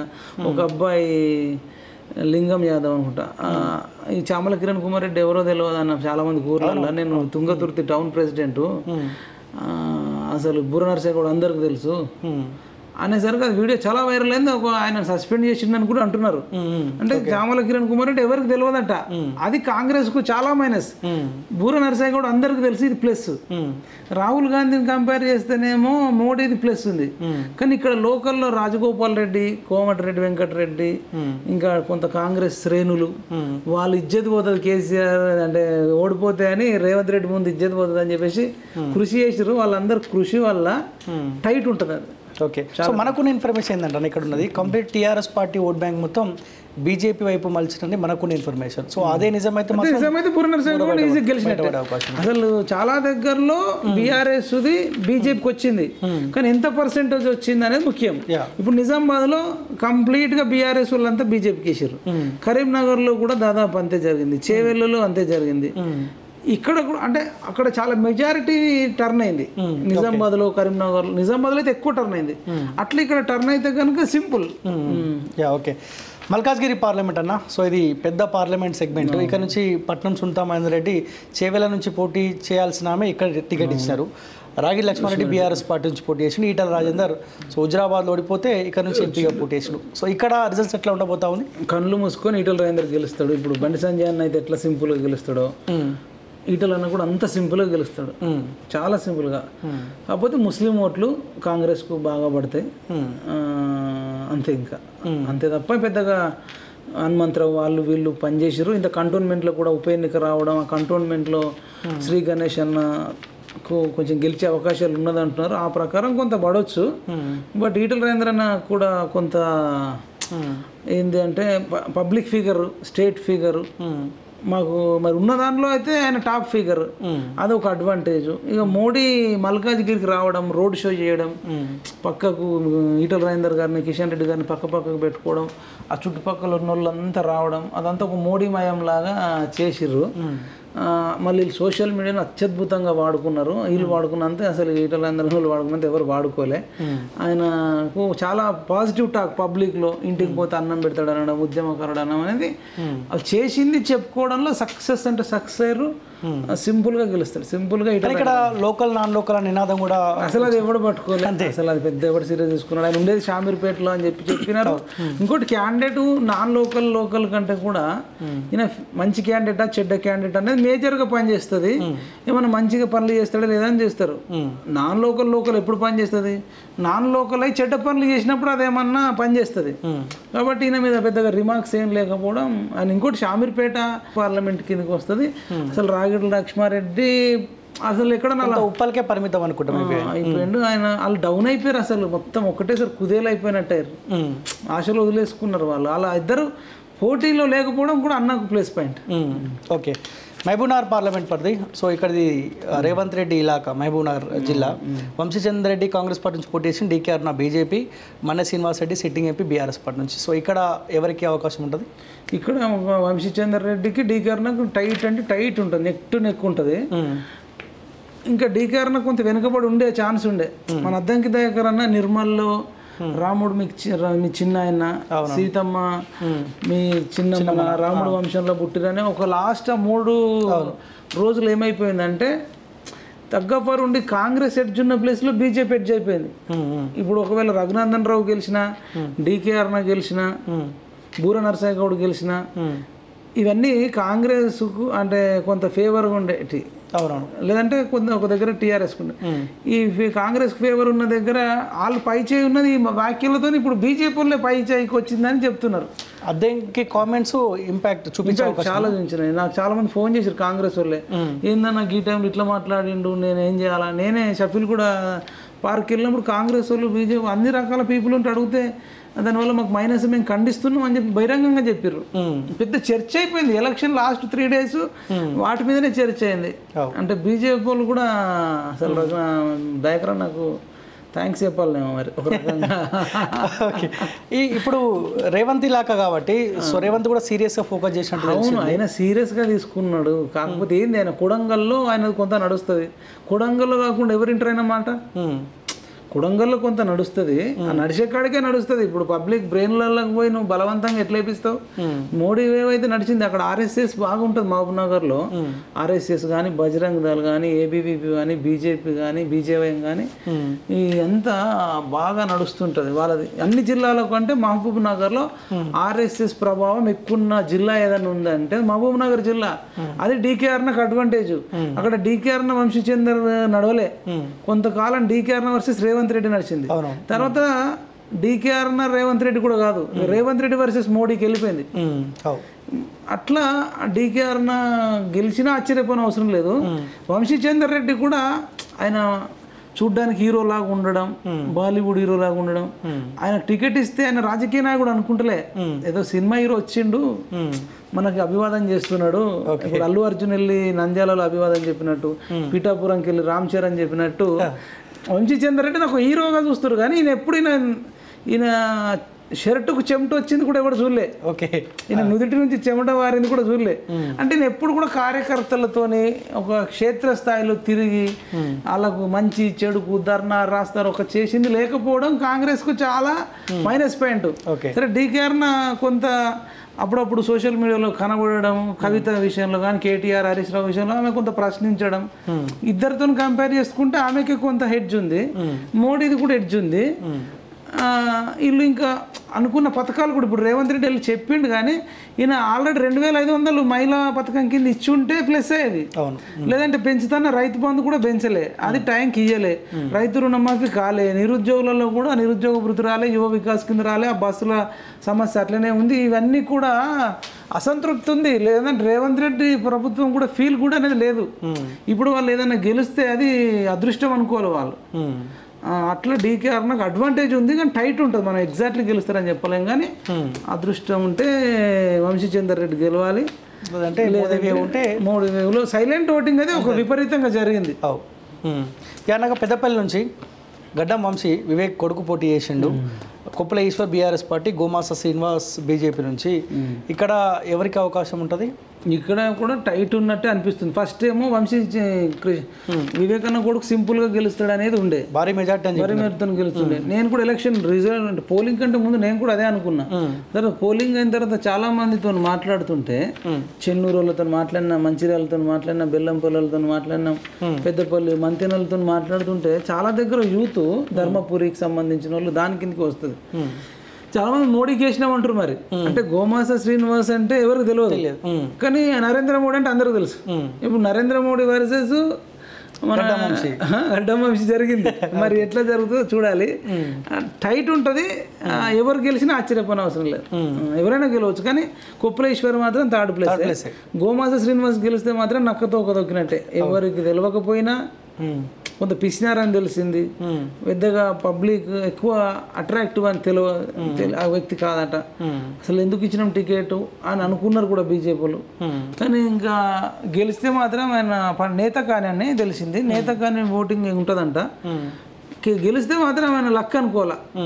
కానీ మోడీ వేవ్ అక్కడ దాకా వాకిందా, నిజామాబాద్ కరీంనగర్ దాటి మరి పెద్దపల్లి, చెన్నూరు, మంచిర్యాల పోయింది. అది ఎంత మోతాదులో పోయింది అనేది ఉండాలి. సింపుల్గా అయితే గెలవడు గడ్డం వంశీ అనేది. ఇంకో చర్చ ఏంటంటే ఆల్రెడీ వాళ్ళ నాన్నకు అవకాశం ఇచ్చిన ఎమ్మెల్యేగా, అలా వాళ్ళ నాన్న అన్నకు అవకాశం ఇచ్చినాము. సో కుటుంబం నుంచి ఆల్రెడీ ముగ్గురు అవుతారు కదా అన్న. అది కొంత చర్చ జరిగినప్పటికీ కూడా మోడీ వేవ్ అనేది మేజర్ ఇంపాక్ట్. అప్పుడు మోడీ ప్లేస్లో వేరే వాళ్ళు ఉండుంటే సింపుల్గా గెలిచే సీటు వాళ్ళు. ఒకవేళ రాహుల్ గాంధీకి మోడీతో ఈక్వల్గా ఉన్న సింపుల్గా గెలిచేది. అసలు రాహుల్ గాంధీ పేరు తక్కువ వినబడము అదొక రకంగా మైనస్. యా, ఆదిలాబాద్ పార్లమెంట్ పరిధి నుంచి గూడెం నగేష్ బీజేపీ నుంచి, అత్రం సక్కు బీఆర్ఎస్ పార్టీ, అత్రం సుగుణ కాంగ్రెస్ పార్టీ. సో ఈ పార్లమెంట్ పరిధిలో అయితే నేను తిరగలేదు, మీరు వెళ్ళి చాలా మంది. ఇక్కడ ఎవరు గెలిచే అవకాశం ఉంటుంది? ఇక్కడ కూడా బీజేపీ గెలిచి సిట్టింగ్ ఎంపీ స్వయం బాబురావు ఉండే, ఆయనకు కాకుండా సో ఈయనకి ఇచ్చారు. అయితే చాలా ఓట్లు అత్రం సుగ్నకు కూడా వస్తాయి. ఒకనొక టైంలో ఆమెనే ప్లస్ ఉండే, ప్లస్ మైనస్ ఇట్లుంది. స్వయం బాబురావు కూడా ఇప్పుడు వాళ్ళతోనే కలిసి పనిచేసిండు. నేను నిజామాబాద్ బస్ స్టాండ్ కూడా చాలా మంది ఆదిలాబాద్ వాళ్ళు వచ్చారు, వాళ్ళందరూ కూడా మేము బీజేపీకి వేస్తామంటారు. గన్షాట్గా కూడా ఆదిలాబాద్లో బీజేపీ గెలుస్తుంది. ఇంకా పెద్ద రీజన్ ఏంటంటే ఆదిలాబాద్లో మోడీ వేవ్ లేనప్పుడే పాయల్ శంకర్ అన్న గెలిచిండు, నిర్మల్లో మహేశ్వర్ రెడ్డి అన్న గెలిచిండు, బోత్లో రామారావు పటేల్ గెలిచిండు, ముదోల్ అనుకుంటా, బోత్ కాదు, సిర్పూర్లో కూడా ఆయన పాల్వాయి హరీష్ గెలిచిండు. ఇప్పుడు వీళ్ళు వేవ్ లేనప్పుడే మెజారిటీ వచ్చింది. ఇప్పుడు మోడీ వేవ్ ఉంది, వీళ్ళ పర్సనల్ చరిష్మా ఉంది. అసలు గూడెం నాగేష్ విజయాన్ని ఆపడం అనేది అది అతి కష్టమైన పని. అత్రం సుగుణ గారు గెలిస్తే మాత్రం అది సంచలనం. ఆమెకు కూడా మంచి పేరు ఉంది, ఆమెకు కూడా చాలా ఓట్లు వస్తాయి, నెక్ టు నెక్ అంటారు. కానీ 2019లో మోదీ వేవ్ లేనప్పుడే అక్కడ స్వయం బాబురావు గెలిచాడు. అదే అక్కడ స్వయం బాబురావు అప్పుడు ఒక రేంజ్లో పేరు ఉండే, ఇప్పుడు కొంచెం డౌన్ అవడం వల్ల ఇటు ఇచ్చారు. ఒక రకంగా అప్పుడు గెలిచిన వాళ్ళకు అభ్యర్థుల నుంచి కొంత మైనస్ అయినప్పుడు కూడా అన్నట్టు మోడీ వేవ్ ఉండడం, 4 ఎమ్మెల్యేలు ఉండడం, అసలు వాళ్ళకు తిరుగులేని అనుకుంటున్నాను BJP. Okay, so Hyderabad parliament పరిధి, సో ఈ దేశవ్యాప్తంగా చర్చ ఎదురు చూస్తాం రిజల్ట్స్ కోసం, ఎవరు గెలవబోతారని చెప్పి. సో ఎంఐఎంకు ధీటుగానే మాధవిలత ప్రచారం అయితే కనిపించింది, సోషల్ మీడియాలో ప్రచారం అయితే కనిపించింది. సో ఏదేమైనప్పటికీ ఇక్కడ మాధవిలత వర్సెస్ అసదుద్దీన్ మధ్యనే పోటీ ఉండే అవకాశం కనిపించిందా మీకు? అంతే కదా, వాళ్ళిద్దరి మధ్యలోనే పోటీ. వీళ్ళు కాంగ్రెస్ వాళ్ళు లేట్గా ఇవ్వడం, ఆ ఫిరోజ్ ఖాన్కి ఇచ్చుంటే కొంత ముస్లిం ఓటు బ్యాంకింగ్ వచ్చేది, హిందూ ఓటు బ్యాంకింగ్ వచ్చేది. అసదుద్దీన్ ఓవైసీని ఓడించాలన్న ఖచ్చితంతో కూడా అప్పుడు మాధవిలతకు, ఫిరోజ్ ఖాన్కు, అసదుద్దీన్కి ముగ్గురికి ట్రయాంగిల్ జరిగేది. ఇప్పుడు ట్రయాంగిల్ కాకుండా మాధవిలతకు ఆమెకే ఉంది, ఆయనకు ఉంది. బట్ వాళ్ళు అప్పటికి కూడా ఫెయిర్గా ఆడుంటే మాధవిలతనే గెలిచేది. కానీ వాళ్ళు చాలా బోగస్ ఓట్లు, ఇప్పుడు కొంచెం కొన్ని వీడియోలు వైరల్ అవుతున్నాయి, వాళ్ళు వెళ్ళి ఇట్లా నొక్కుకోవడం, పతంగి వేసుకోవడం అనేవి వైరల్ అవుతున్నాయి. మరి అది ఎంతవరకు నిజమా అబద్ధమా మనకు తెలియదు. బట్ వాళ్ళకు బాగా పోల్ మేనేజ్మెంట్ ఉండడం, పట్టు ఉండడం, బీజేపీ వాళ్ళు మరి ఎలక్షన్ కమిషన్ పట్ల బీజేపీ అయినా స్టేట్ అయినా బోగస్ ఓట్ల విషయంలో సీరియస్గా లేకపోవడం అనేది అసదుద్దీన్కి కలిసి వచ్చే పని. ఇంకోటి అసదుద్దీన్కి కూడా ఒక అడ్వాంటేజ్ ఏంటంటే వాళ్ళ కార్యకర్తలు చిన్న ఏమంటారు ఒక పాన్ షాప్ పెట్టుకున్న రిబ్బిన్ కటింగ్కి వెళ్ళడం, లేదంటే హోటల్ పెట్టుకుంటే హోటల్కి వెళ్ళడం, ఇక ఏదన్నా చిన్న చిన్న షాపులు పెట్టుకున్న వాళ్ళు వెళ్తారు. వాళ్ళ కార్యకర్తలను కాపాడుకునే శక్తి అసదుద్దీన్ ఓవైసీకి, వాళ్ళ బ్రదర్స్కి ఒక మంచి పేరు ఉంది ఆ రకంగా. కానీ ఇక్కడ ఫిరోజ్ ఖాన్ కూడా కొన్ని కామెంట్స్ చేసిండు, ఎంఐఎంని గెలిపించడానికి కాంగ్రెస్ పార్టీ ప్రయత్నం చేస్తున్న, కాంగ్రెస్ కూడా చేసిండు ఆయన. హైలైట్ ఏంటంటే జరిగింది కాంగ్రెస్ వాళ్ళు అసదుద్దీన్ గెలిపేయాలనుకున్నారు, కేసీఆర్ కూడా అసదుద్దీన్ గెలవాలని చెప్పి గడ్డాం శ్రీనివాసుని గెలవపియాలని ఎక్కడ కూడా చార్మినార్ సైడ్ కానీ పాత బస్తీ సైడ్ కానీ ఎక్కడ కేటీఆర్ వెళ్ళలే, హరీష్ రావు వెళ్ళలే, కేసీఆర్ వెళ్ళలే.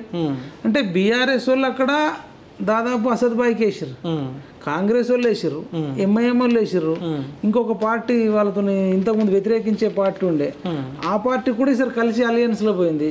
తర్వాత కొంత బోగస్ ఓట్లు, ఇట్లా అలా కొంత పట్టు ఉండడం, ఇన్ని రకాలుగా చూస్తే అసద్బాయిదే గెలుపు లాంఛనం అనిపిస్తుంది. కానీ ఈమెతే హిందుత్వం అయితే ఐడియాలజీని బాగా తీసుకెళ్లడంలో సక్సెస్ అయింది అనుకోవచ్చు. కానీ హిందుత్వం ఓట్లు కంప్లీట్ గా మాధవిలత వైపు పడ్డాయి.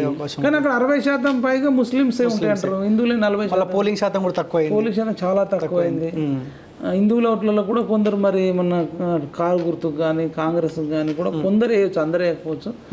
బట్ అసద్బాయిది ఓటు అంటే గెలవడం అంటే ఆపాలంటే ఫస్ట్ బోగస్ ఓట్లు ఆపించి అట్లా ఓటింగ్ చేస్తే నేను ఆమెను అంటుంది కదా, ఇంకా బోగస్ ఓట్లు తీసేయలేదని.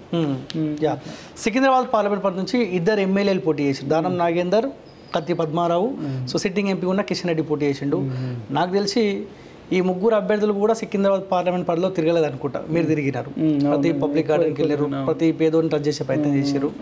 ఇక్కడ రిజల్ట్స్ ఎట్లా ఉండబోతా ఉందన్న సిట్టింగ్ ఎంపీ పైన ఏమైనా వ్యతిరేకత కనిపించిందా, లేకపోతే మోదీ కోసం కిషన్ రెడ్డికి ఓటేస్తామని చెప్పారా, లేదు ఆల్రెడీ ఎమ్మెల్యేలు ఉన్నారు కదా ఎంపీగా గెలిపిస్తే ఏం చేస్తారన్న నినాదం కనిపించిందా? సో మీరేం అబ్జర్వ్ చేశారు? సికింద్రాబాద్ అసెంబ్లీ సెగ్మెంట్లో పార్లమెంట్ పక్కన పెడితే అసెంబ్లీ సెగ్మెంట్లో పద్మారావుకు మంచి ఫాలోయింగ్ ఉంది, సపోర్ట్ అనుకుంటున్నారు, కొంత పాజిటివ్ ఉంది.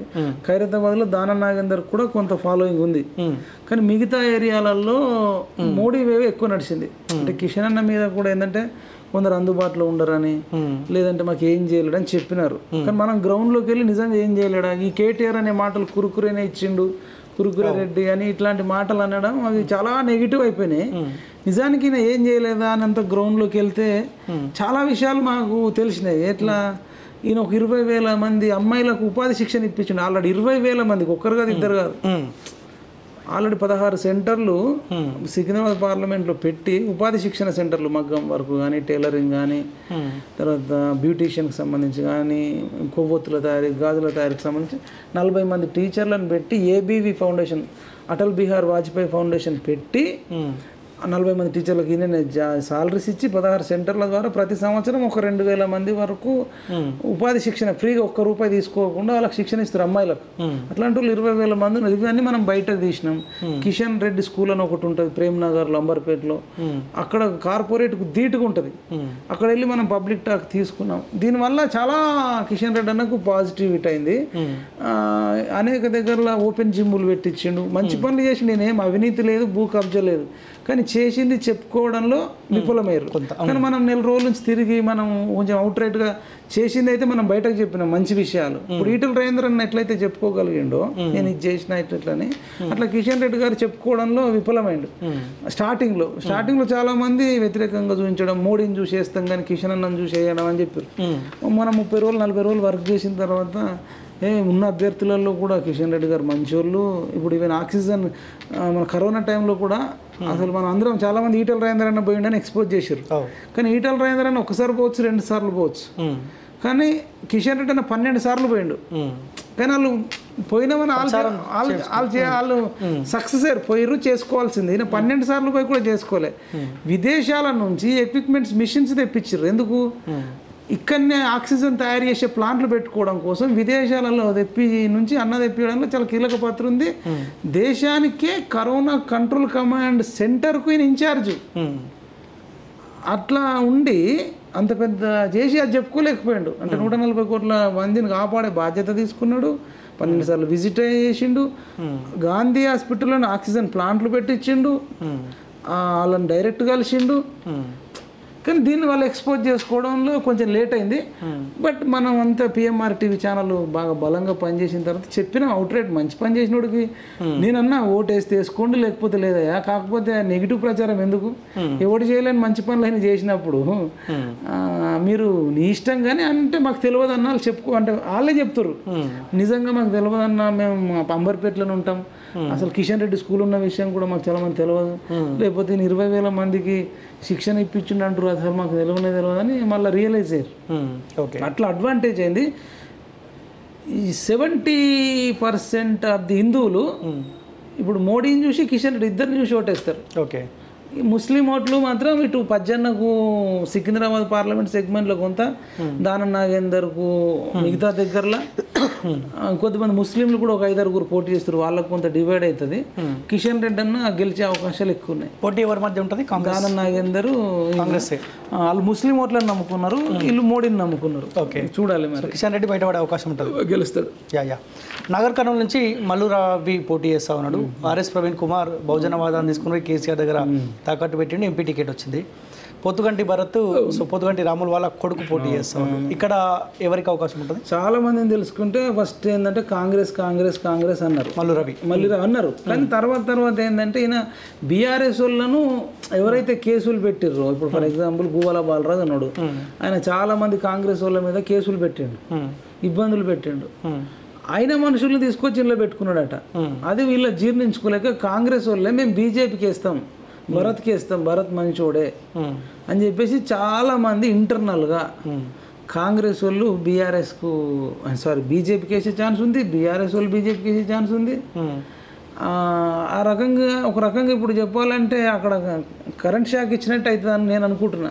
అంటే భరత్ బయటపడ్డా ఆశ్చర్యపోయిన అవసరం లేదు. కానీ అన్నమలై ఎంట్రీ తర్వాత కూడా కొంత అన్నమలై ఎంట్రీ, భరత్ మంచోడు అవ్వడము, వీళ్ళు ఈయన పిసినార్ ఇవ్వడం, మల్లు రవి పిసినార్ ఎవడికి రూపాయి పెట్టాడట, కొంత టెంపర్ ఉంటుంది, యాటిట్యూడ్ ఉంటుంది అనేది ఇదంతా వాళ్ళ మధ్యలో నడుస్తుంది. గతంలో ఎంపీ చేసినప్పుడు పెద్దగా ఏం చేయలేడని చాలా సవాలక్ష మైనస్లు ఉన్నాయి ఆయనకు.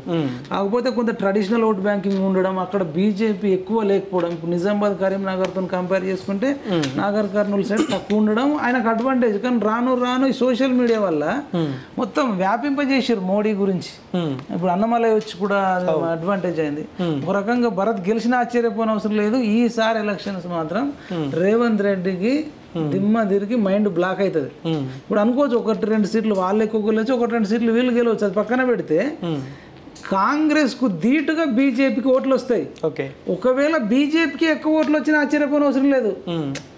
సీట్లు ఎవరికన్నా 1-2 అటు ఇటు ఉన్నా ఓట్లు మాత్రం బీజేపీకే ఎక్కువ వచ్చినా ఆశ్చర్యపోని అవసరం లేదు. అంటే ఇది రేవంత్ రెడ్డి ఫెయిల్యూర్ అని చెప్పడానికి ఒక నిదర్శనం. రేవంత్ రెడ్డి పట్ల ఎటువంటి ప్రజలకు ప్రేమ లేదు. సింగిల్ లార్జెస్ట్ ఓటింగ్ బీజేపీ అయినా ఇప్పుడు నిజామాబాద్లో మంచి మెజారిటీ వస్తుంది, కరీంనగర్లో వస్తుంది, మల్కాజ్గిరిలో వస్తుంది, చేవెళ్ళలో వస్తుంది. ఇట్లా చెప్పుకుంటూ పోతే చాలా దగ్గరలో మంచి మెజారిటీతో బీజేపీ గెలుస్తుంది. కానీ కాంగ్రెస్ గెలిచే దగ్గర ఒక ఖమ్మము, ఒక నల్గొండ, మహబాద్, ఈ 3 కన్ఫామ్గా చెప్తాం. ఈ 3 కన్ఫామ్ తప్ప మిగతా ఏది కన్ఫామ్ చెప్పడానికి లేదు. కానీ ఇక బీజేపీ వాళ్ళు కన్ఫామ్ చెప్పేటి ఉన్నాయి. ఇక్కడ ఆర్ఎస్ ప్రవీణ్ కుమార్ బహుజనవాదం పనిచేసి అదే ఆయన మీద విపరీతమైన వ్యతిరేకత. ఈయనకు కేసీఆర్ పెద్ద తేడా ఏముంది అనేది వెళ్ళిపోయింది. ఆయనతో ఉండేటోళ్ళు కొందరు వేస్తారేమో కానీ ఆయన మీద కంప్లీట్ నమ్మకం పోయింది. అసలు బహుజనవాదం అనేది ఒక బాహుబలి అనుకుంటే ఆర్ఎస్ ప్రవీణ్ కుమార్ కట్టప్పలాగా ఉంచుకుంటారు. అంటే బహుజనవాదం ఇట్లా నిలబడ్డది. ఈయన వచ్చి వెనకకెళ్ళి పొడిచి ఇప్పుడు ఎస్సీ ఎస్టీ బీసీలను మళ్ళీ ఎవడన్నా లీడర్షిప్ చేయాలంటేనే భయపడేటట్టు చేసిండు. కాబట్టి ప్రతి ఒక్కరు ఈయన ఓడించాలని చెప్పి అసలు క్రెడిబిలిటీ లేకుండా చేసుకున్నాడు. అసలు డిపాజిట్ కూడా వస్తుందన్న గ్యారంటీ లేదు. థర్డ్ ప్లేస్ కాదు, 4th. జైరాబాద్ నుంచి Suresh Shetkar Congress party, Gali Anil Kumar BRS party, BB Patil sitting MP అనుకుంటా. ఎట్లా ఉంటుంది? గాలి అనిల్ కుమార్ దాంట్లో వాళ్ళ కారులో గాలి లేదు, పంక్చర్ అయిపోయింది, షెడ్డుకు పంపినామని వాళ్ళే చెప్పారు.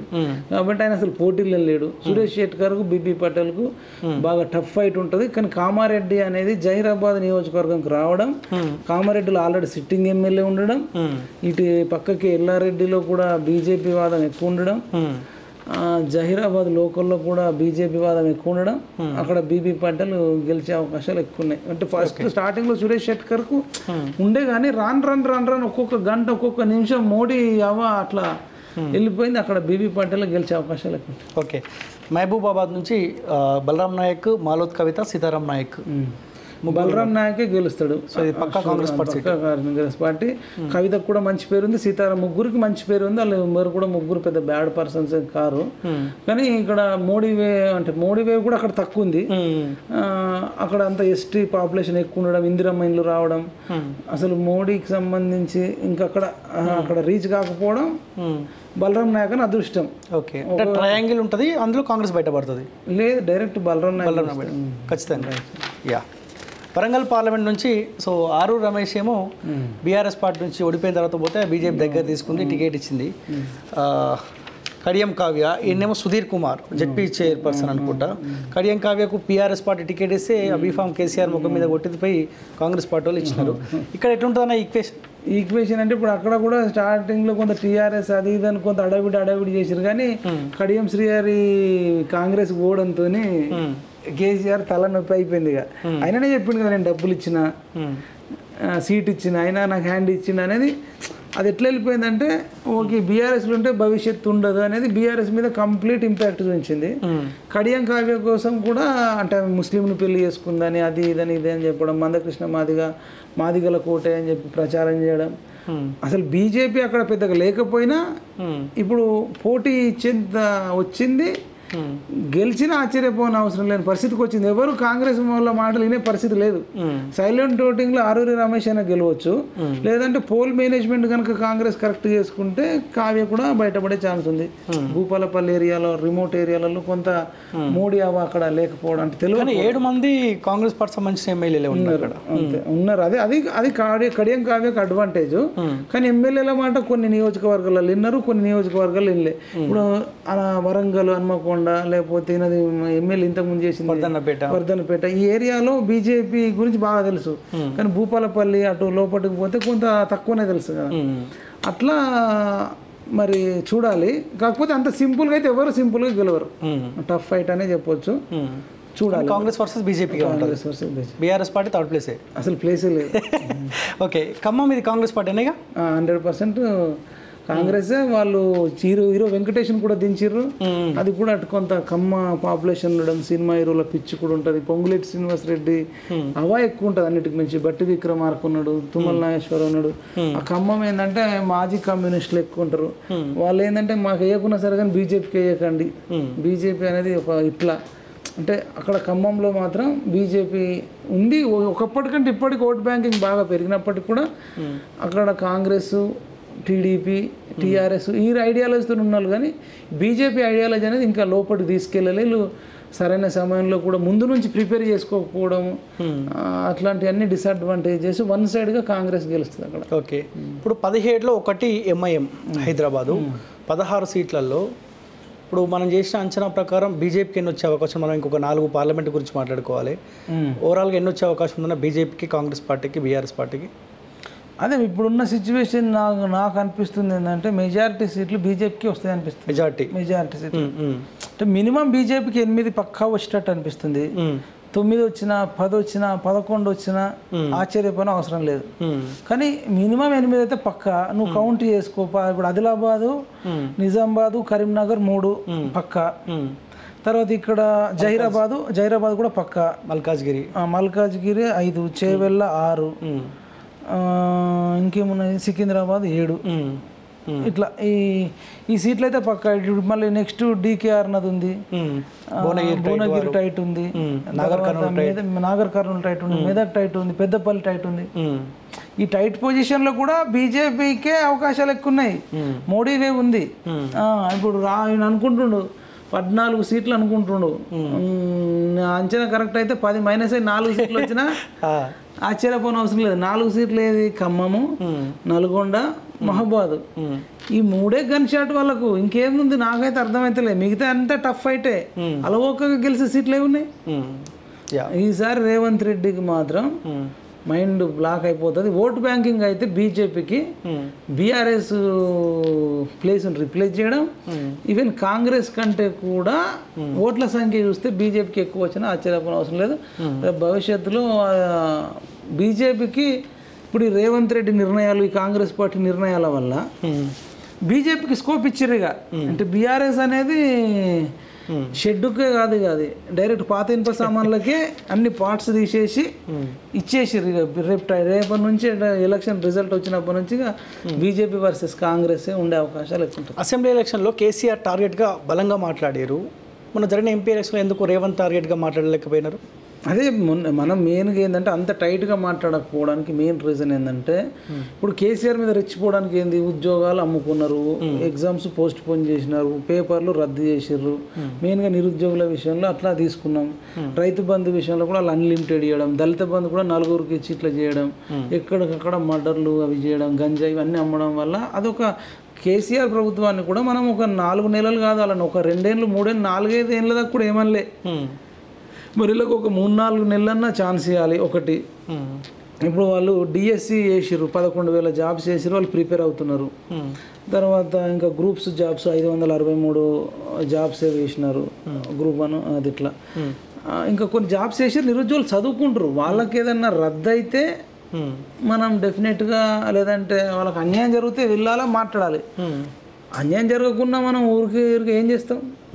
ఇప్పుడు మెయిన్గా అయితే అంత అరాచకం జరిగినప్పుడు వద్దాం. నిజం చెప్పాలంటే కేసీఆర్ చేసినంత అరాచకం లేకపోయినప్పటికీ కూడా వీళ్ళకు కృతజ్ఞత అనేది లేదు ఈ ప్రభుత్వానికి. ఇప్పుడు మన సోషల్ మీడియా ఇంత కష్టపడి చేస్తే కనీసము వాళ్ళ మంత్రులు కానీ ఎమ్మెల్యేలు కానీ పిలిచి థ్యాంక్స్ చెప్పిన వాళ్ళు లేరు, మంచినీళ్ళు ఇచ్చిన వాళ్ళు లేరు, నిరుద్యోగులతో కూడా మీటింగ్లు జరపలే.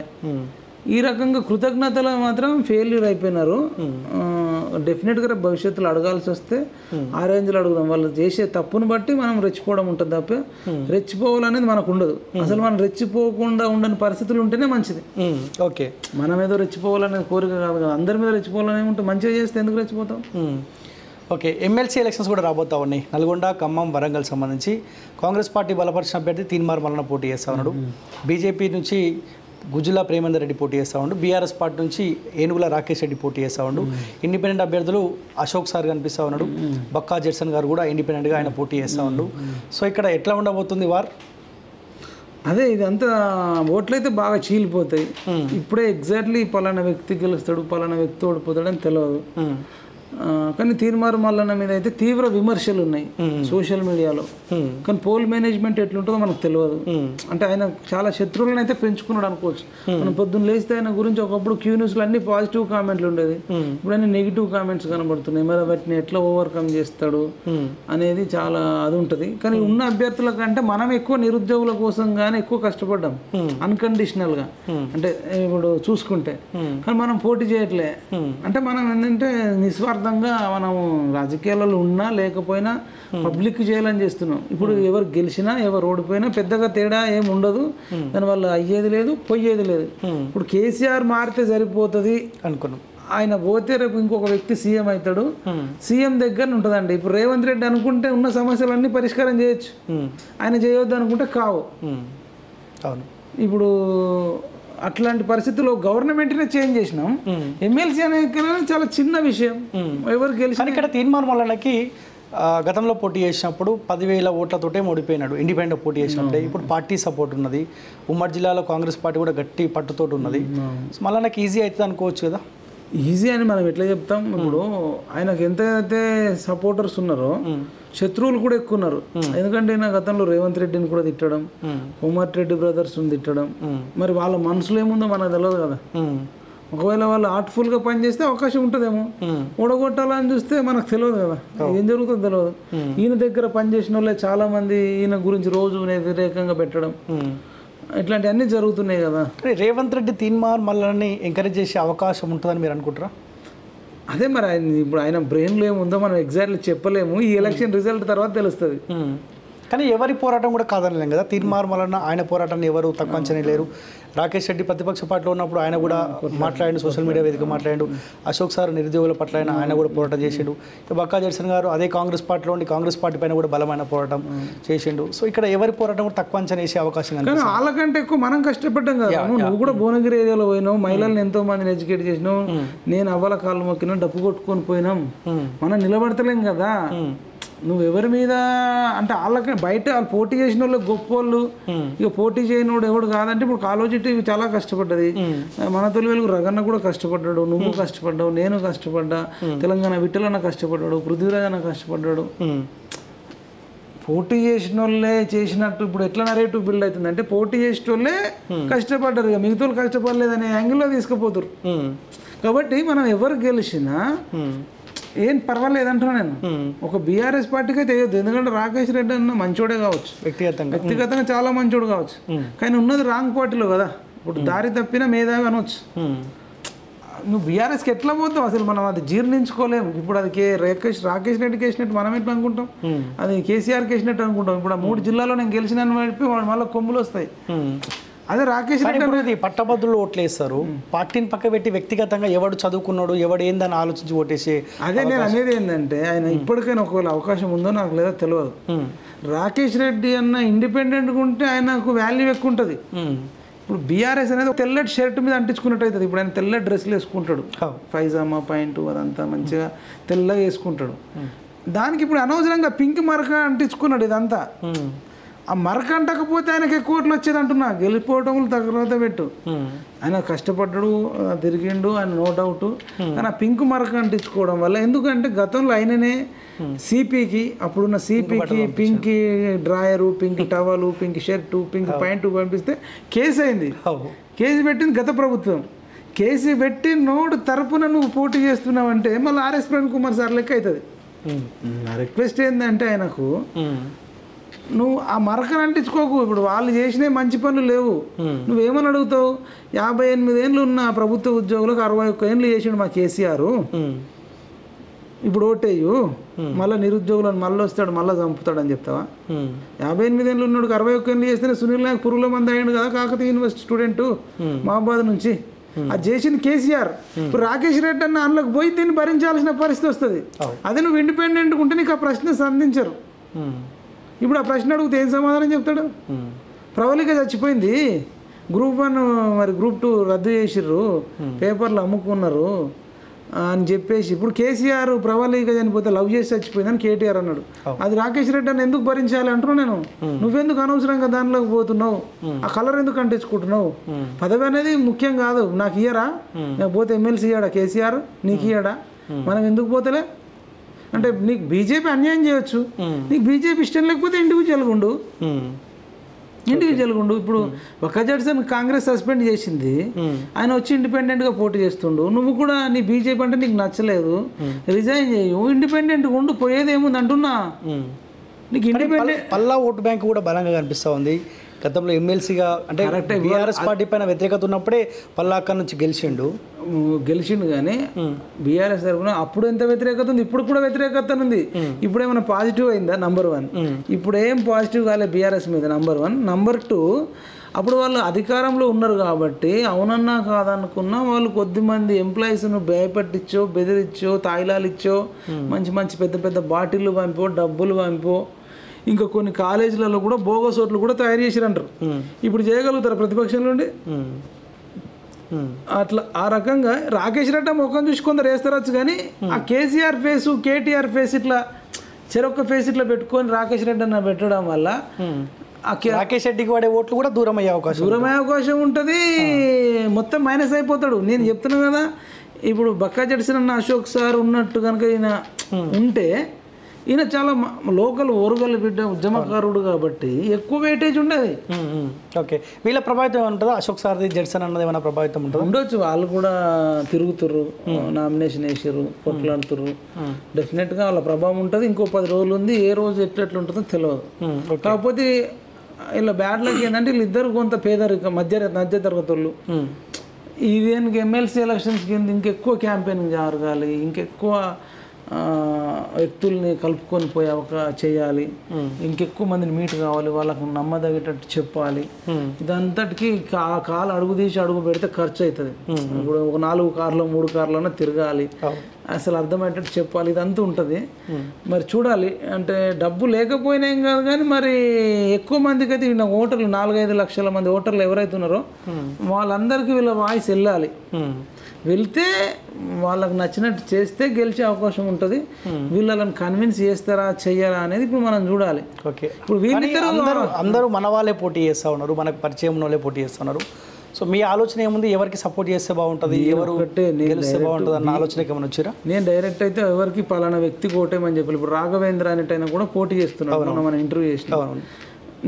నేనైతే బీఆర్ఎస్కు వ్యతిరేకం, బీఆర్ఎస్కి అయితే వేయొద్దంటాను. రాకేష్ రెడ్డి అని అంటే నాకు కూడా వ్యక్తిగతంగా ఇష్టమే, మంచోడే.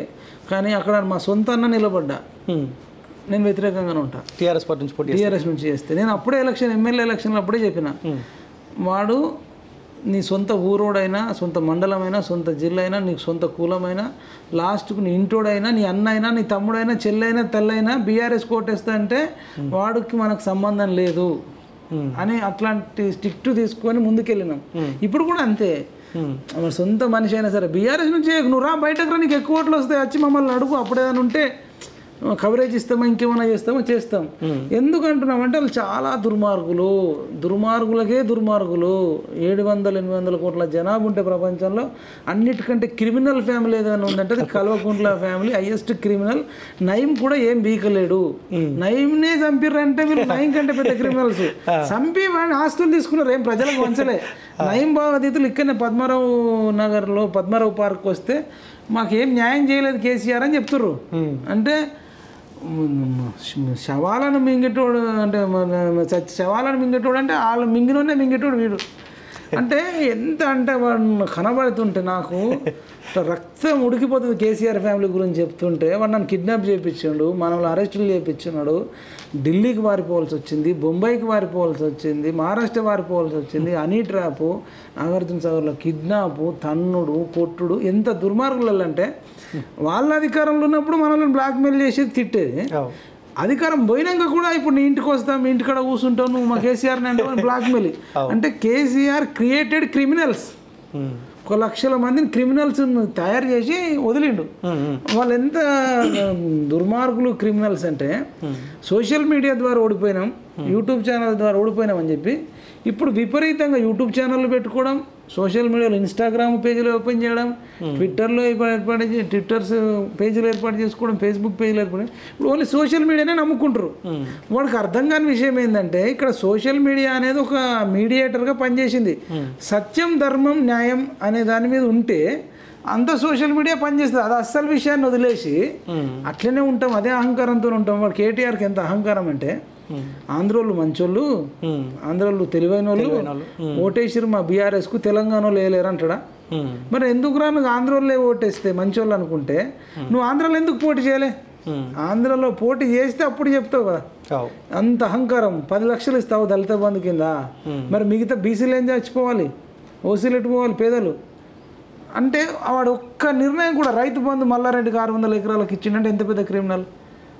ఇట్లా ఒక్కటి కాదు, 2 కాదు, ఒక్క అసిస్టెంట్ ప్రొఫెసర్ జాబేలే. అట్లాంటో నీ వ్యతిరేకించకపోతే ఏం చేస్తాము? ఎంపీ ఎలక్షన్స్ తర్వాత, రిజల్ట్స్ తర్వాత ఏమన్నా బీఆర్ఎస్ పార్టీ మిగిలేటట్టు కనిపిస్తుందా?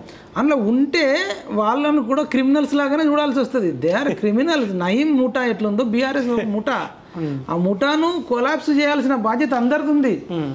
ప్రతి ఒక్కళ్ళం కలిసి ఆ ముఠాను నాశనం చేయాలి. ఈ రేవంత్ రెడ్డి కూడా ఆ ముఠా నాయకులు ఇసుక దందా చేసిన బాల్కా సుమన్ ఉన్నాడు, గాదర్ కిషోర్ ఉన్నాడు, గువ్వల బాలరాజు ఉన్నాడు, ఇదంతా రసమై బాలకిషోర్, ముత్తిరెడ్డి యాదగిరి రెడ్డి, వినయ్ భాస్కర్, ఒక్కొక్కడు మామూలు వ్యక్తులు. వీళ్ళు మల్లారెడ్డి కావచ్చు, జీవన్ రెడ్డి, ఆర్మూర్ ఎమ్మెల్యే, మాజీ ఎమ్మెల్యే జీవన్ రెడ్డి కావచ్చు, ఈ అంతే రాక్షసులను ఇట్లా వదిలేసిర్రు. ఈ చట్టాలలో ఇన్ని లోపాలు ఉన్నాయా? మరి రేవంత్ రెడ్డి వాళ్ళని ఎందుకు అరెస్ట్ చేస్తలేడు అనేది ఇది ఒక బిగ్ క్వశ్చన్. రేపు మనం వీళ్ళందరూ అరెస్ట్ కోసం సిద్ధం చేయాలి. ఇట్లాంటి క్రిమినల్స్ సొసైటీలో తిరగవద్దు, వీళ్ళు చర్లపల్లి జైల్లోనే ఎక్కడ ఉండాలి. కానీ కాంగ్రెస్ కండువా కప్పుకుంటే ఇవన్నీ అవినీతి ఆరోపణలు మొత్తం కనుమరుగైపోతున్నాయి కదా. అదే కదా, చూద్దాం ఇప్పుడు నెక్స్ట్ ఏం జరుగుతుంది. అంటే రాజకీయాలలో ఇన్ని లోపాలు ఉన్నాయి, వీటన్నిటి మీద కూడా మనం అందరం సమగ్రంగా పనిచేయాలి, సంస్కరణలు రావాలి. ఒక పార్టీలో జాయిన్ అయిన లైఫ్ లాంగ్ ఒకటే పార్టీలో ఉండేటట్టు మనం చట్టాలు తీసుకొచ్చే రకంగా చేస్తే ఇట్లాంటి క్రిమినల్స్ అందరినీ జైల్లో పంపొచ్చు. ఇప్పుడు అవకాశం ఉంది కాబట్టి వస్తున్నాడు. పబ్లిక్ ఈ దిశగా ఆలోచించాలి. స్వతంత్రం చిన్నేళ్ళు అయినా కానీ బయట ఎవడన్నా తప్పు చేస్తే వాడిని అరెస్ట్ చేస్తారు. ఈ క్రిమినల్స్ ఒక పార్టీ నుంచి ఇంకో పార్టీకి పోతే క్రిమినల్స్ని అరెస్ట్ చేయరా? ఇప్పుడు ఒక నువ్వు ఎట్లా పోతావు, అసలు ఎట్లా ఇస్తావు? అసలు రాజ్యాంగం కూడా అట్లాంటి అవకాశాలు కల్పించింది. అవన్నిటిని కూడా స్ట్రిక్ట్ చేయాలి. భవిష్యత్తులో మనందరం పనిచేయాలి. లేకపోతే ఇవాళ ఎక్కడున్నాడు రేపు అక్కడ ఉంటున్నాడు, అక్కడ ఉన్నాడు ఇక్కడ ఉంటున్నాడు. రాజా ఏమన్నా బీఆర్ఎస్ టికెట్ ఇవ్వకపోతే కాంగ్రెస్కి వచ్చిండు, మళ్ళీ కాంగ్రెస్ నుంచి ఇప్పుడు బీఆర్ఎస్కి పోయిండు, మళ్ళీ రేపు ఇంకెట్టన పోవచ్చు. నేతగాని వెంకటేష్ కాంగ్రెస్ నుంచి ఎమ్మెల్యేగా పోయినసారి పోటీ చేసిండు, మళ్ళీ ఎంపీగా బీఆర్ఎస్ నుంచి చేసిండు, మళ్ళీ మొన్న కాంగ్రెస్ తరఫున ఉండే, మళ్ళీ కాంగ్రెస్ వాడు ఓడిపోగానే బీజేపీకి పోయిండు, కాంగ్రెస్కి పోయిండు, మళ్ళీ అట్లా బీఆర్ఎస్ నుంచి కాంగ్రెస్ పోయిండు, మళ్ళీ కాంగ్రెస్ నుంచి ఇప్పుడు బీజేపీ పోయిండు. అంటే ఎంతటి facilities.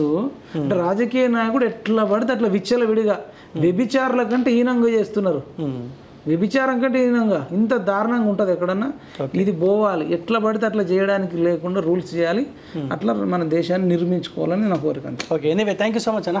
Right, thank you so much. So ఇది ఓయూ ప్రశ్నించే గొంతుగా మైపాల్ యాదవ్ తోటి స్పెషల్ ఇంటర్వ్యూ. సో చూద్దాం రిజల్ట్స్ రాబోతా ఉన్నాయి, ఎవరికి ఎన్ని సీట్లు వస్తే చూడాల్సిన అవసరం. ఏదేమైనప్పటికీ మోదీ వేవ్ అయితే మైపాల్ అన్న చెప్పినట్టు స్పష్టంగా అయితే కనిపిస్తుంది. సో ఈ మోదీ వేవ్లో బీజేపీ అభ్యర్థులు బయటపడతారా, కాంగ్రెస్ పార్టీ అభ్యర్థులు బయటపడతారా చూడాల్సిన అవసరం ఉంది.